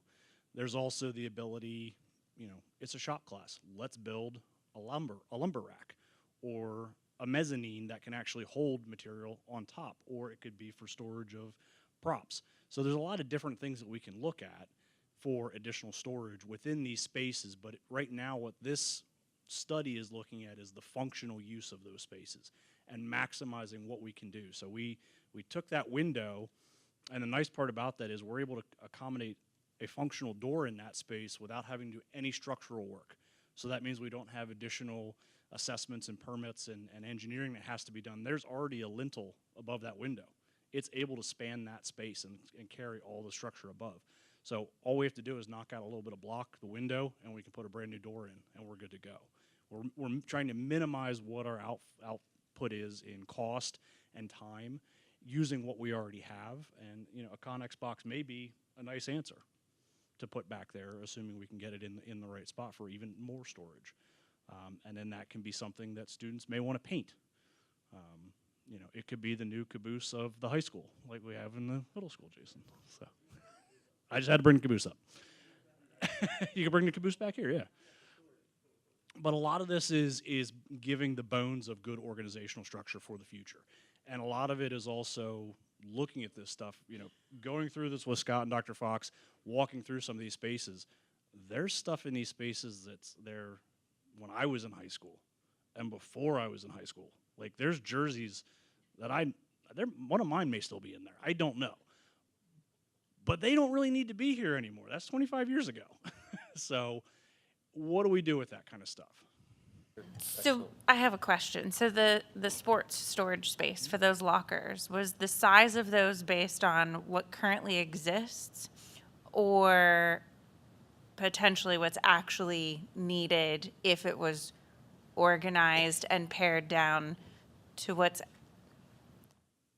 reasonable for what's needed currently, and not having exactly what you said, things from 20, 30 years ago thrown in there in it, because I've seen it in a pile, and right now every sport's using a different kind of container, that if there was a systematic organization system in there, would they really need as much space and the size lockers that are proposed, or could it be shrunk down possibly? Yes. So there's a lot of stuff that doesn't need to be there. You're not wrong. So that's one of the things that we have to work with the athletic director, with the coaches, to go through and say, what do you, of this equipment that you have, granted there's trophies, there's old sports equipment, do you actually need all this stuff? Or is it worth doing some sort of a raffle or bingo or something for the community to say, you can come back in and get some of your old stuff? The stuff's out of date. We don't need it. So it's met its useful lifespan. Is that the best place to put it? There's also the pole barn down at the field. There's other places that other material can be stored as well. But that's a coach, facilities, athletic director, superintendent principal discussion to have as where we're going to put all this stuff and how are we going to organize it. So what I'm kind of hearing you say is the organization and cleaning out should probably happen first. It has to, and then part of the process. And potentially then the design could change and more space could be gained because we wouldn't really need as much space. Potentially, but there is also yeah. The nice part about the locker or the cage system is it is modular. It's reconfigurable, so we can expand, we can pull panels down, we can adjust things as needed. Okay. It's not a once and done. Okay. All right. It's not a fixed system. It's movable. Right. Okay. And it also doesn't mean that, football is only getting this locker. There's the ability to take that locker and that locker and that locker potentially. And again, it's a community process of what do the coaches and the students need for their specific sport that they need to maintain. We don't have a tennis team anymore. Do we need to have a tennis locker? There's debates either side of that, but ultimately that's for somebody to determine. But you have your major sports that have a lot of equipment, so. We'll give you the space. What you do with it is kind of where the next steps go, and it's a conversation throughout the process. Thank you. So to go back to your question, I don't want anyone to pause anything. I just want us to continue to remember we need to be cognizant of the fact that we somehow need to find space for the sets and furniture or whatever, and just for that conversation to continue without necessarily pausing anything, if that made sense. Absolutely. Let's move into some pricing structures associated with this particular project cost design. On June 30th of 2025, we came in with some initial designs at $360,500. As of January 29th of 2026, looking at the totality of this project, looking at some electrical price impact, electricians, electrical costs, there's a 5% escalator built in, if you will. Same with just overall escalation. It's $401,550. It's a projected cost. Now, we say projected costs. This is what we are projecting based upon construction numbers at this point. We won't know the real cost until it goes out to bid, the bids are received, opened in a public forum, and opened up. They could come in under, they could come in higher. And if they come in higher, then we'll have to have a serious conversation about what we're able to do and do some, if we need to, some value engineering associated with it. But this is what currently right now of the design scope that we're looking at. I think that's incredibly reasonable based upon the work that's going to be done. I think that gives us a lot of value for those particular spaces. There is some soft costs that we can consider. Some soft costs include legal review of contracts, legal advertisements, advertising that's associated with it, continued engineering fees, furniture that is not included in here as well, except for the scope work that we saw in here. Anything in the white kind of depiction and is just modeled and rendered. So we're looking at a total project of around $601,500. If we look at soft costs of around $200,000, you're going to say to me, furniture is not that expensive, and the answer is it is. It's incredibly expensive. To get industrial furniture that's going to last, it's incredibly expensive. But we want to make sure that the furniture we get is durable, it's good, that it has casters, and it can be nested, it can be moved, and it has flexibility associated with the spaces that are designed there. Just some brief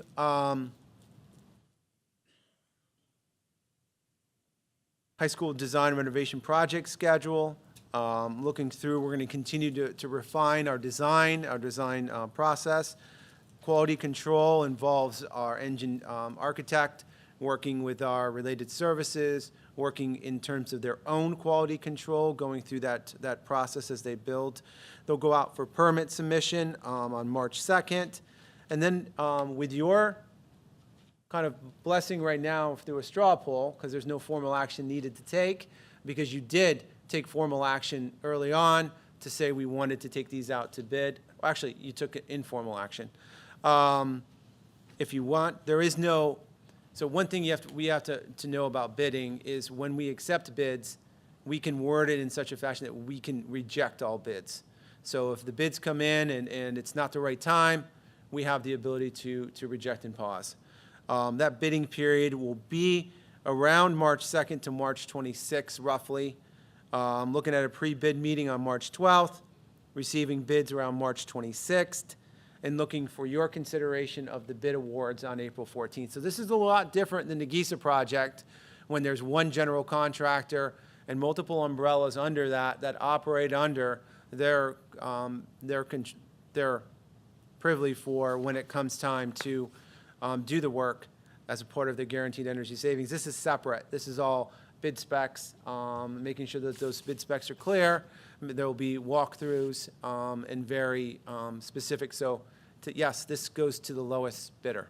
Lowest responsible bidder is the term utilized. And I'm excited because both Mr. Howell, Mr. Browse, and Mr. Groppensberger will be there to assist during this process.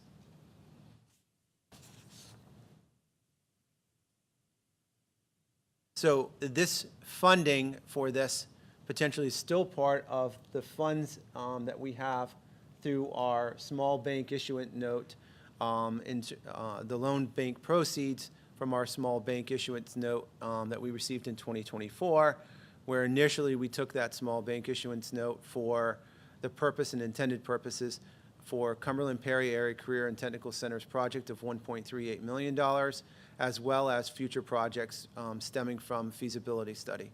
So we were staying true to the purpose and intent of that particular project. Any questions on this or the next steps? We will keep you updated on the next steps as we move forward on this separate project, separate from the GISA project. So there are a lot of, for the lack of a better word, construction balls in the air this summer. So if this timeline works out, the bids come back the way that they are, if they're favorable, then there's potential that there will be 2 construction projects working at the exact same time this summer with substantial completion around the start of school. Any questions on this project in particular? All right. Thank you very much. We're going to go ahead and let's transition a little bit and talk some athletics. So I thought it was important our athletic director kind of touch base with you a little bit on some winter athletics, some happenings that are occurring right now, some kind of walkthrough of what the winter athletic season has looked like, coming up with some playoffs, as well as a preview to spring season, which is just upon us. Weather's going to be great coming soon. That was just optimism. And certainly what that looks like in the future. And then we want to talk a little bit, there's some informational slide on here on girls wrestling and the girls wrestling program. We've seen some successes there. We want to talk a little bit about girls wrestling program, what the next steps may be for us, certainly as a board, to continue to be able to support that program as it continues to grow, not just here at Susquenita, but growing throughout the Tri-Valley, growing throughout the district, throughout the state, and quite possibly throughout the United States. Mr. Markowitz, the floor is yours, sir.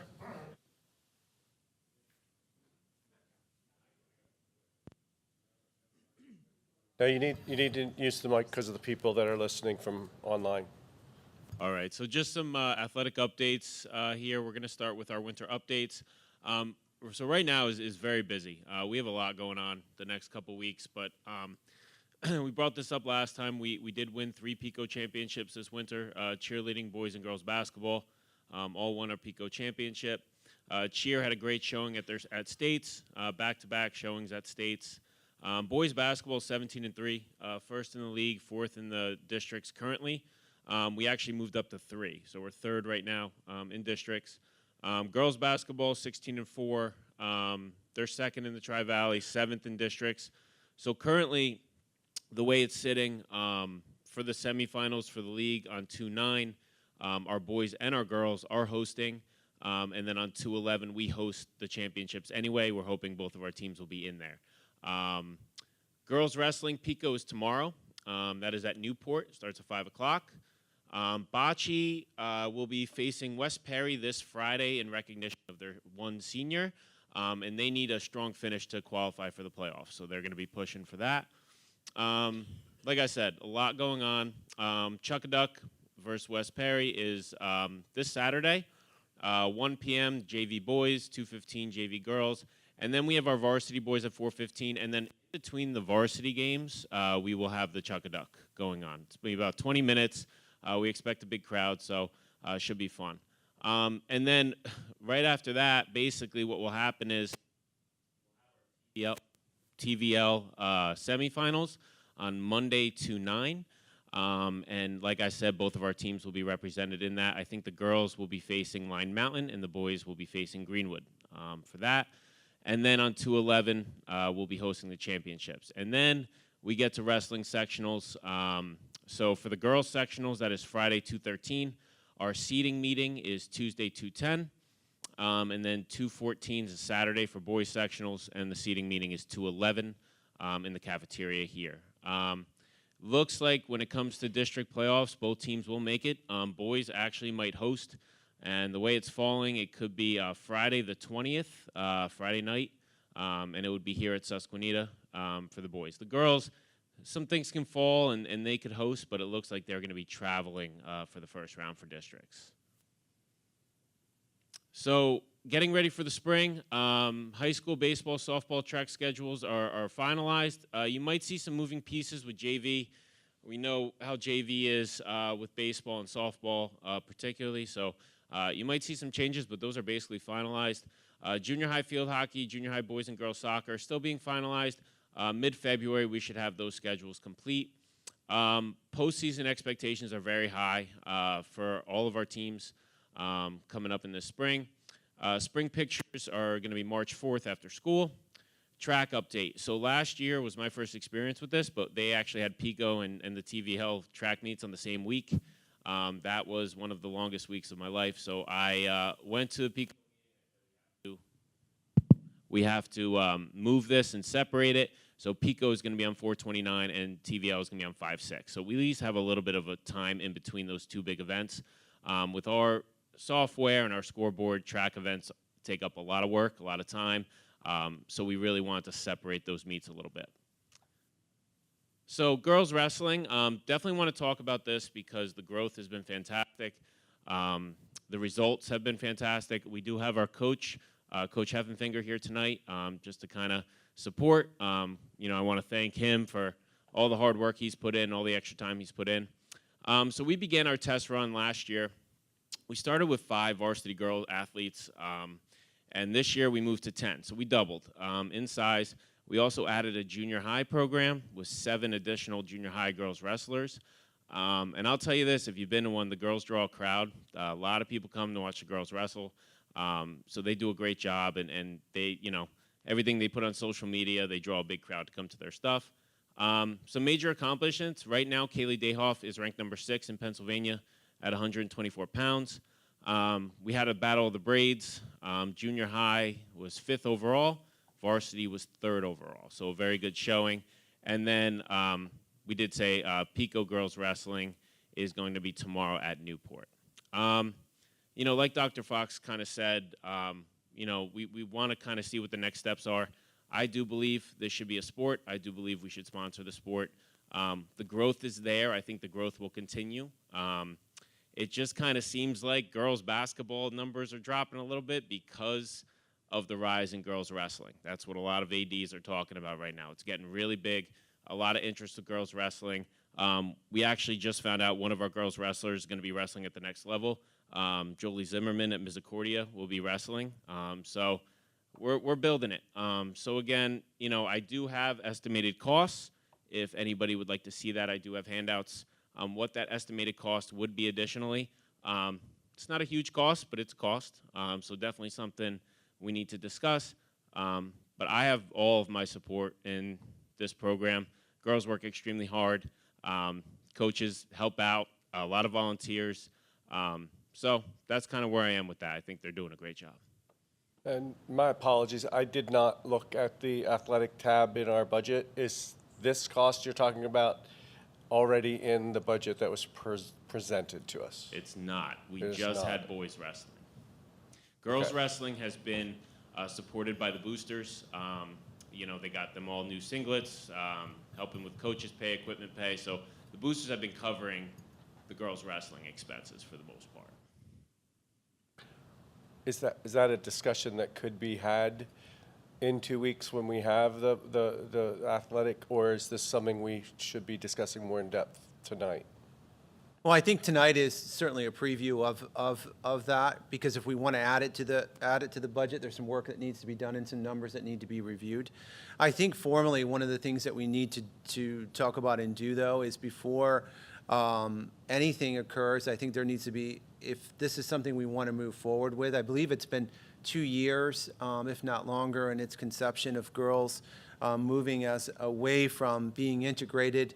And I think it's fully now an independent sport. Correct me if I'm wrong. And correct me if I'm wrong. I don't know this either. So stop me at any point if I'm not stating the right information. But girls can only wrestle girls at this particular time. Is that accurate? Correct. Originally, I understood the girls, it wouldn't be an additional cost because transportation, coaches, those things would be shared. So are we looking at the costs being coaching junior high as well, and transportation? What So specifically? there's a couple things we're looking at. Luckily, the biggest expense actually for wrestling are singlets. Singlets are very, very expensive. The good news is boosters paid for singlets this year. They're going to be good for the next 4 or 5 years. We should be fine. Now, we might have to add a few here or there, but that expense is basically covered. Headgear, you're looking at $30 per headgear per athlete. Now, the invitationals are where you get a little bit because, we have to send our girls varsity to invitationals.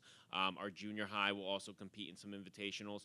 I estimate about 8 total would be added to our schedule that we have right now. 8 invitationals. So our varsity will go out on 5 Saturdays, and they'll compete in 5 invitationals. And our junior high, about 2 or 3 added invitationals for them. And the girls' invitationals would be different than the boys'. Okay. Correct. Now, some tournaments run where they have boys and girls going the same day. That would take the entire day, I bet. So most separate them. But if you look at that, it could be anywhere from what I'm seeing, $300 to $500 per invitational. And right now, like I said, the boosters are paying. They paid for all the girls' invitationals this year. The girls were able to do quite a few. So that cost, I pretty much put that as, $400 times 8. We're looking at like $3,200. Again, estimated expense for invitationals. Then you got to go to transportation, like we said. A lot of times the wrestlers do travel together, especially if we have a junior high where we can send our boys and girls on the same bus. Varsity, boys and girls can all fit on the same bus. So I did add transportation, but that cost might be a little bit less because we will be split. We'll be sharing buses between the levels. And then you got to look at officials. So a varsity official for girls wrestling is $111 per match, and then it's $86 for a junior high official. We estimate to have about 5 home matches. So between that, we're looking at about $1,000 of referee fees if we add those currently. And then just some miscellaneous stuff that we might need. If we win Pico or we win TVL or win something like that and want to get them shirts or want to get them something like that, that's just some miscellaneous. So that's basically the costs that we would be looking at. And then obviously we'd be having to add a salary for a coach as well for that, because the boosters do support the head coach right now. We're looking at, for coaching, if you do, for everything. Give me 1 second. I have all the numbers right here. Let me give you 2 seconds. No, you're good. You're good. So certainly tonight is informational, but if there is an appetite to move forward, I think our next step might be to take a look at these numbers again. But I think we need to take a formal approval of this as a sport, because I think it's that important step. And then if we take a formal approval for that and it's something you want to add as an official sport, then we support it with the numbers that are provided. We can do the budget with the asterisk that it gets formally approved, because I think that's an important step, because I don't want the auspice that there's an athletic sport added without your formal approval of that sport. I just feel like we denied other sports. And this sport is coming to us because it just kind of started organically and it wasn't going to cost us anything. And now, here we are. So that's a struggle for me. I have to think on it more and have more conversation. So just based on that with the number, so looking at, and this is if we had to purchase new singlets, which we don't right now, but if we had to, I just have that cost in there. We're looking at around $17,000 for everything when it comes to even the coaches' salaries as well. And we did do a 2-year test run where the boosters had to support everything, and our numbers are growing. So I think, you know, some sports will come, we want to add this, we want to add that, and that's great. I always am looking to add sports if it's going to help and fit our program. But I think, wrestling has now gone through the 2-year, test run, and they had to support everything on their own. And the numbers are, like I said, we doubled, and I'm sure we'll possibly double again next year. So you're going to have a higher demand for the girls wrestling, especially that we have boys wrestling here for the junior high and for the varsity level as well. Like junior high football is an example, they're going to have to go through another year of a test run. We had a great first year, very exciting, lots of good, positive feedback. But again, I feel like they need to go through another year to make sure that we're going in that right direction and we're not dropping numbers. So with wrestling alone, with girls wrestling, the numbers are going up. So I think that's a big deal when it comes to, figuring out whether we should add it or we shouldn't add it. Have we also evaluated other sports? I know golf has been something that has also come to us numerous times and has probably been through a 2-year cycle, and I believe those numbers also continue to grow with the number of students each year. So have we also vetted that to see whether that should be brought forth as a proposal besides just girls wrestling, based on the metrics that you're presenting? So with golf, our numbers actually last year, they were dropping. I spoke with the coach, they were going down. We had a lot of seniors that golfed, and a lot of our seniors graduated, and they were worried about if we were gonna have enough. We were looking at like 3 to 4 golfers at that point. So that's something that we can absolutely revisit, but I know when I got here, that was something that was brought to me, and we saw that the numbers were actually decreasing a little bit because we lost such a big class. So again, with golf, that was one thing that we thought, okay, numbers are dropping a little bit, let's put a pause on it, let's see if we can get a new class in here where we have more golfers and then look to start it back up again. I think some of that might have been because we made it very clear that people were going to have to pay for it themselves, the district wasn't. And so I feel like we could take a little bit of responsibility perhaps for that. How did we pay for the officials for girls wrestling this year? So we did use our athletic money for that, just because the crowds that they drew, it basically, the money that we made on tickets when we would host girls events would cover the officials and basically cover most of the transportation as well. So that was a big help for us. When it came to the equipment and the coaches' salaries, the boosters did a great job and stepped up and really helped. But a lot of times with our ticket sales, we were able to kind of balance that out between the referees and between the transportation. Were the coaches' salaries, I didn't think the coaches' salaries would be any different with the girls, but they were? No, we just didn't support the coaching salary. The coaching salary was given to the boosters. It was paid, coaches were paid by the boosters. Correct. And we paid for officials. Yes. Okay. Yes. And I fully support girls wrestling. I think it's exploding and it's going to continue to grow. What is our responsibility, though, as far as Title X, to offer that equity between, because we talk about golf, but this is a girls' sport. So we, I believe, have a responsibility to offer the same amount of opportunities that we do to boys and girls. So when we're looking at if we're going to add this, it's on. Oh, well, okay. Maybe. What does that look like against the backdrop of Title X?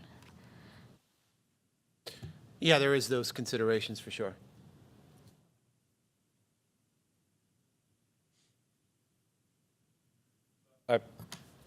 I think maybe we need to see the athletic budget, which I know enough, I haven't looked closely, but I know enough that it's gone up considerably from last year.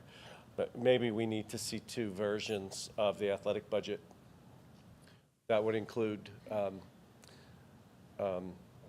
girls wrestling and frankly, maybe golf.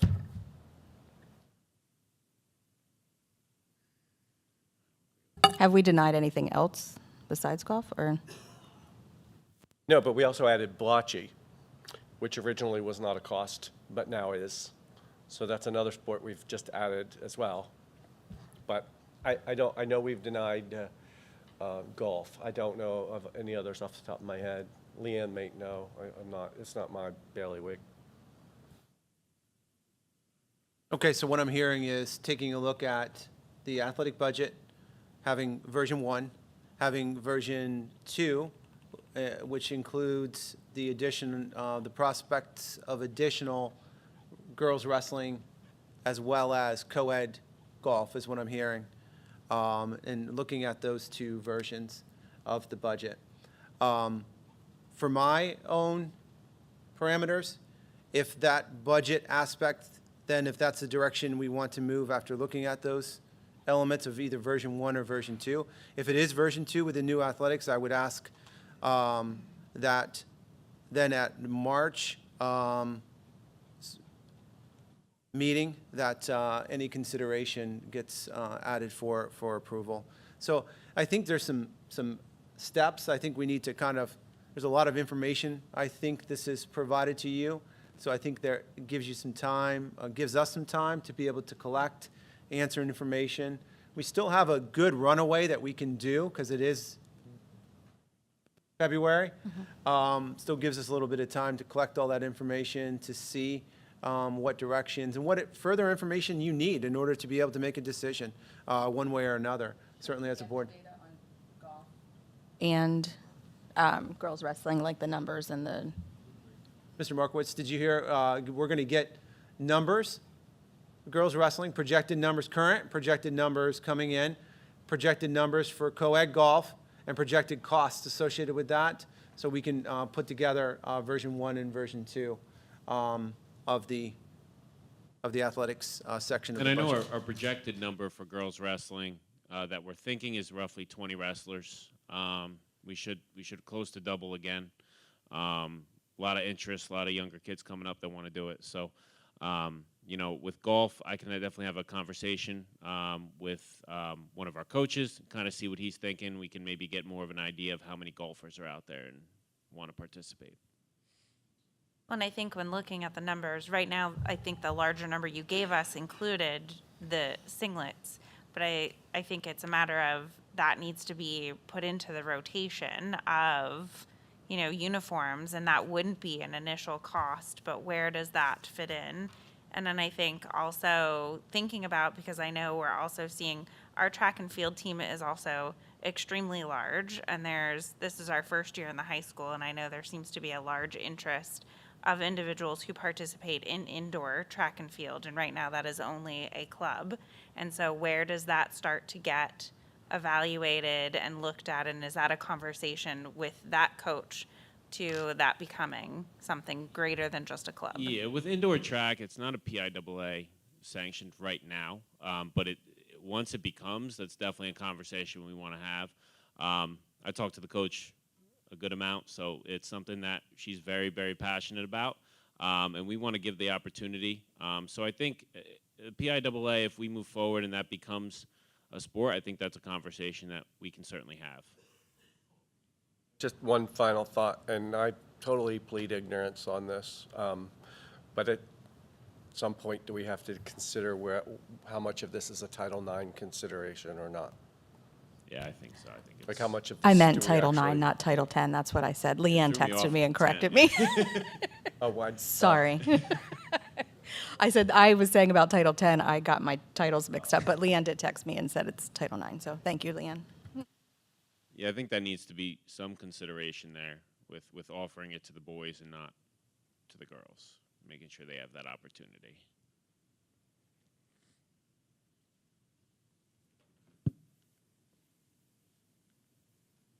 All right, so we have some next steps that we will work to try to provide as much information as possible getting ready for anticipated next steps, and anticipating of some information to be able to provide to you moving forward. So to be continued in terms of conversations.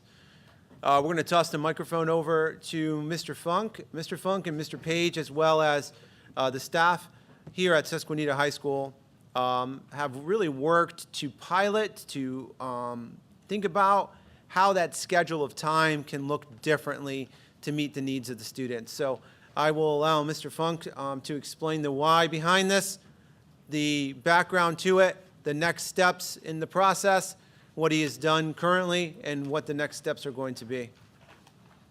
Thank you.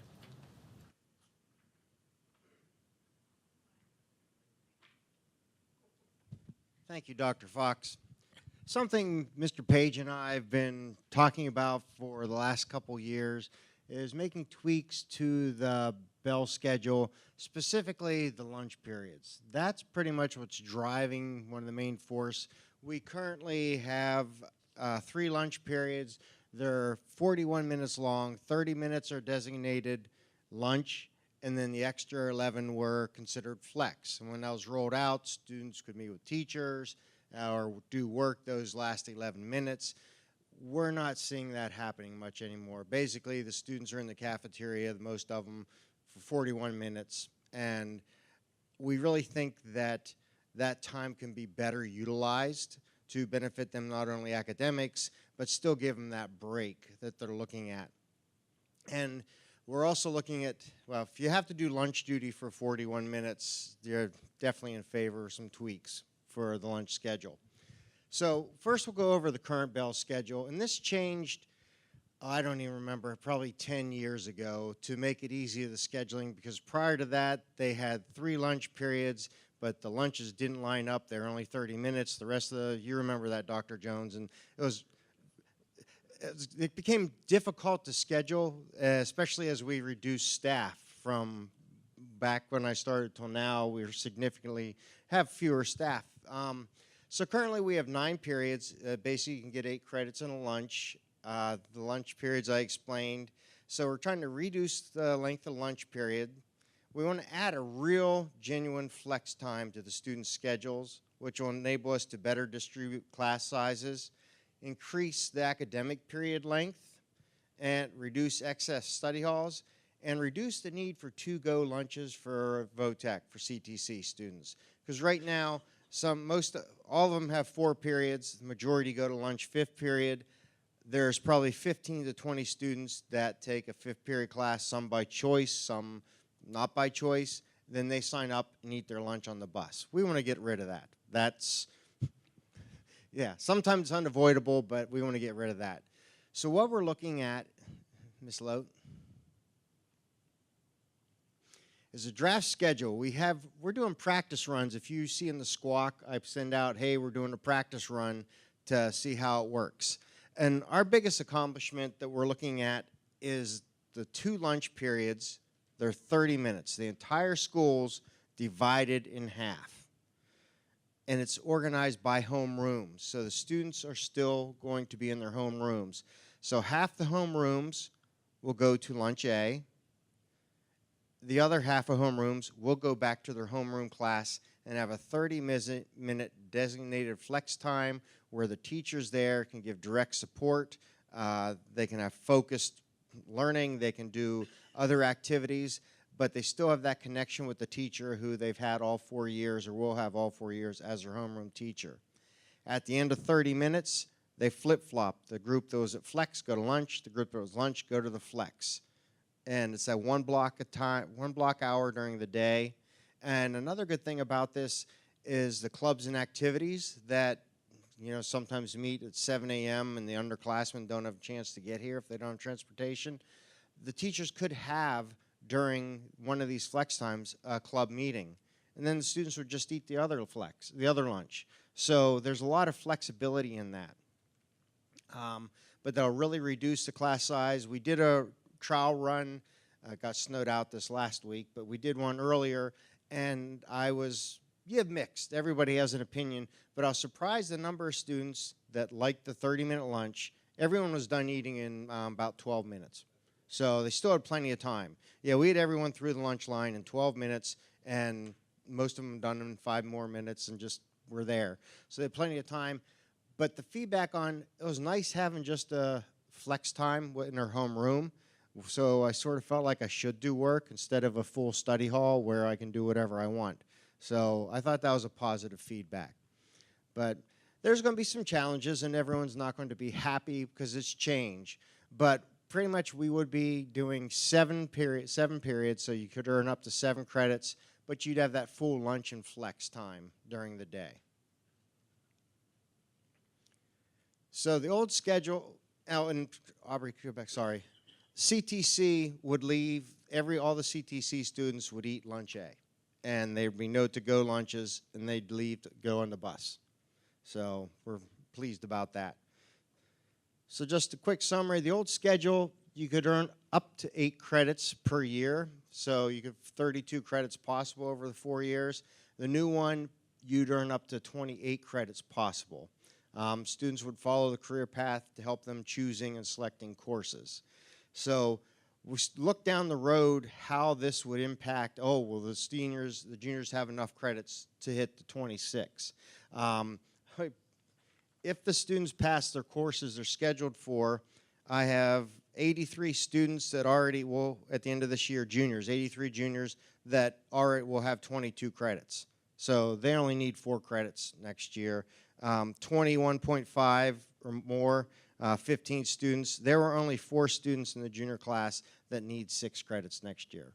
That's it. So it's not even impact next year. It would not impact the change, even the sophomores, just because they would have had 2 years of earning up to 16 credits. So we do a great job of stacking credits in the lower grades, which will open up, or still open up the senior year to go do internships, co-op, work experience, which they receive credit for. So there should not be a shortage, and still provide seniors with the flexibility.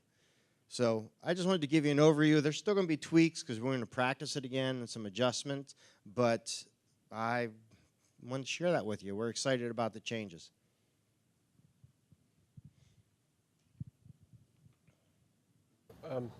Do we have any concern that they're going to eventually have trouble getting enough credits to graduate? If the maximum number of credits they can earn in 4 years is 28, but they need 26 to graduate, that just gives them 2 periods to mess with. And I'm worried about our special education students who have like academic support built into their schedules. Like, I don't know how you would, if a student needed 1 period of academic support a day, they wouldn't be able to earn enough credits to graduate. Well, that's a whole credit. The academic support, they earn 1 credit a year. Oh, you get credit for academic support? Yes, because it's actual academic instruction, yes.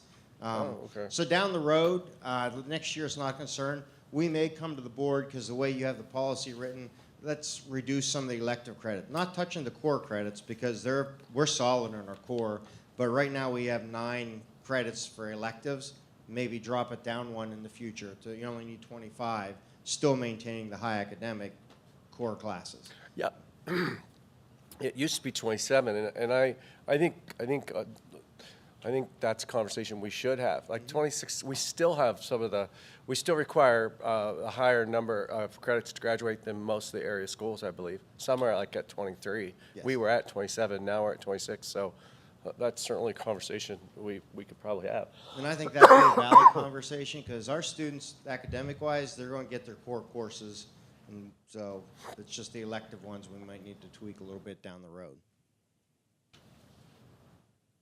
I appreciate this as a VOTEC parent for both of my boys, times when they would come home and say they wanted to have a particular lunch, like it might be Thanksgiving dinner or whatever, and they couldn't have it because they had to eat on the bus, or they didn't get to eat at all because they're running from point A to point B, and they have to order their lunch in the morning, and then sometimes somebody's there, maybe they're not.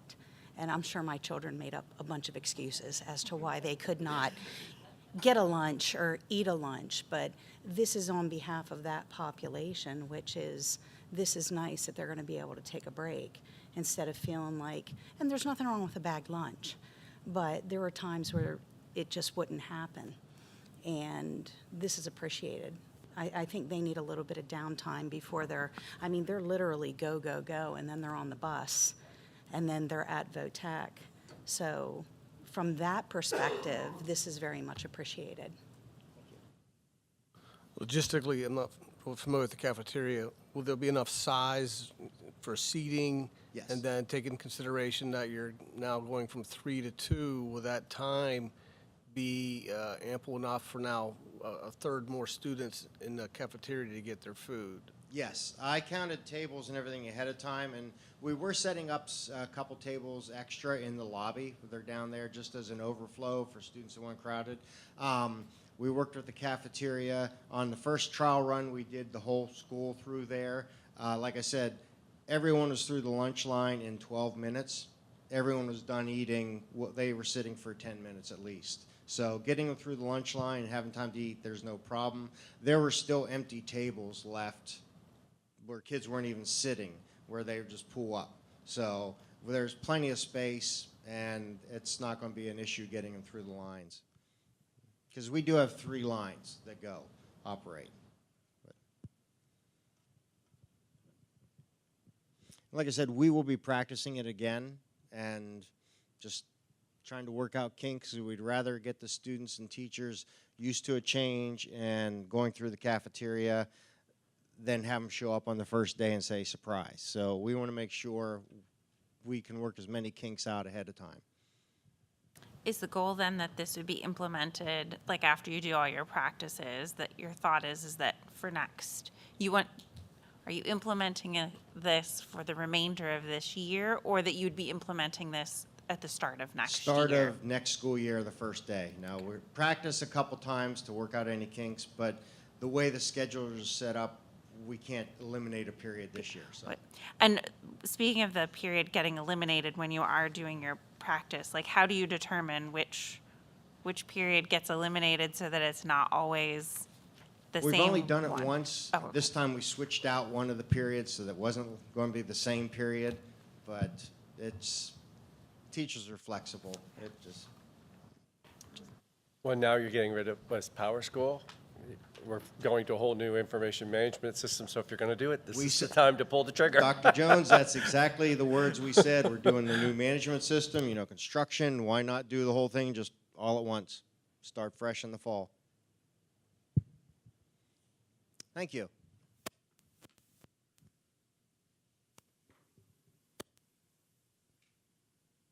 Any follow-up questions on any items from board members before we open up for public comment? Any public comment?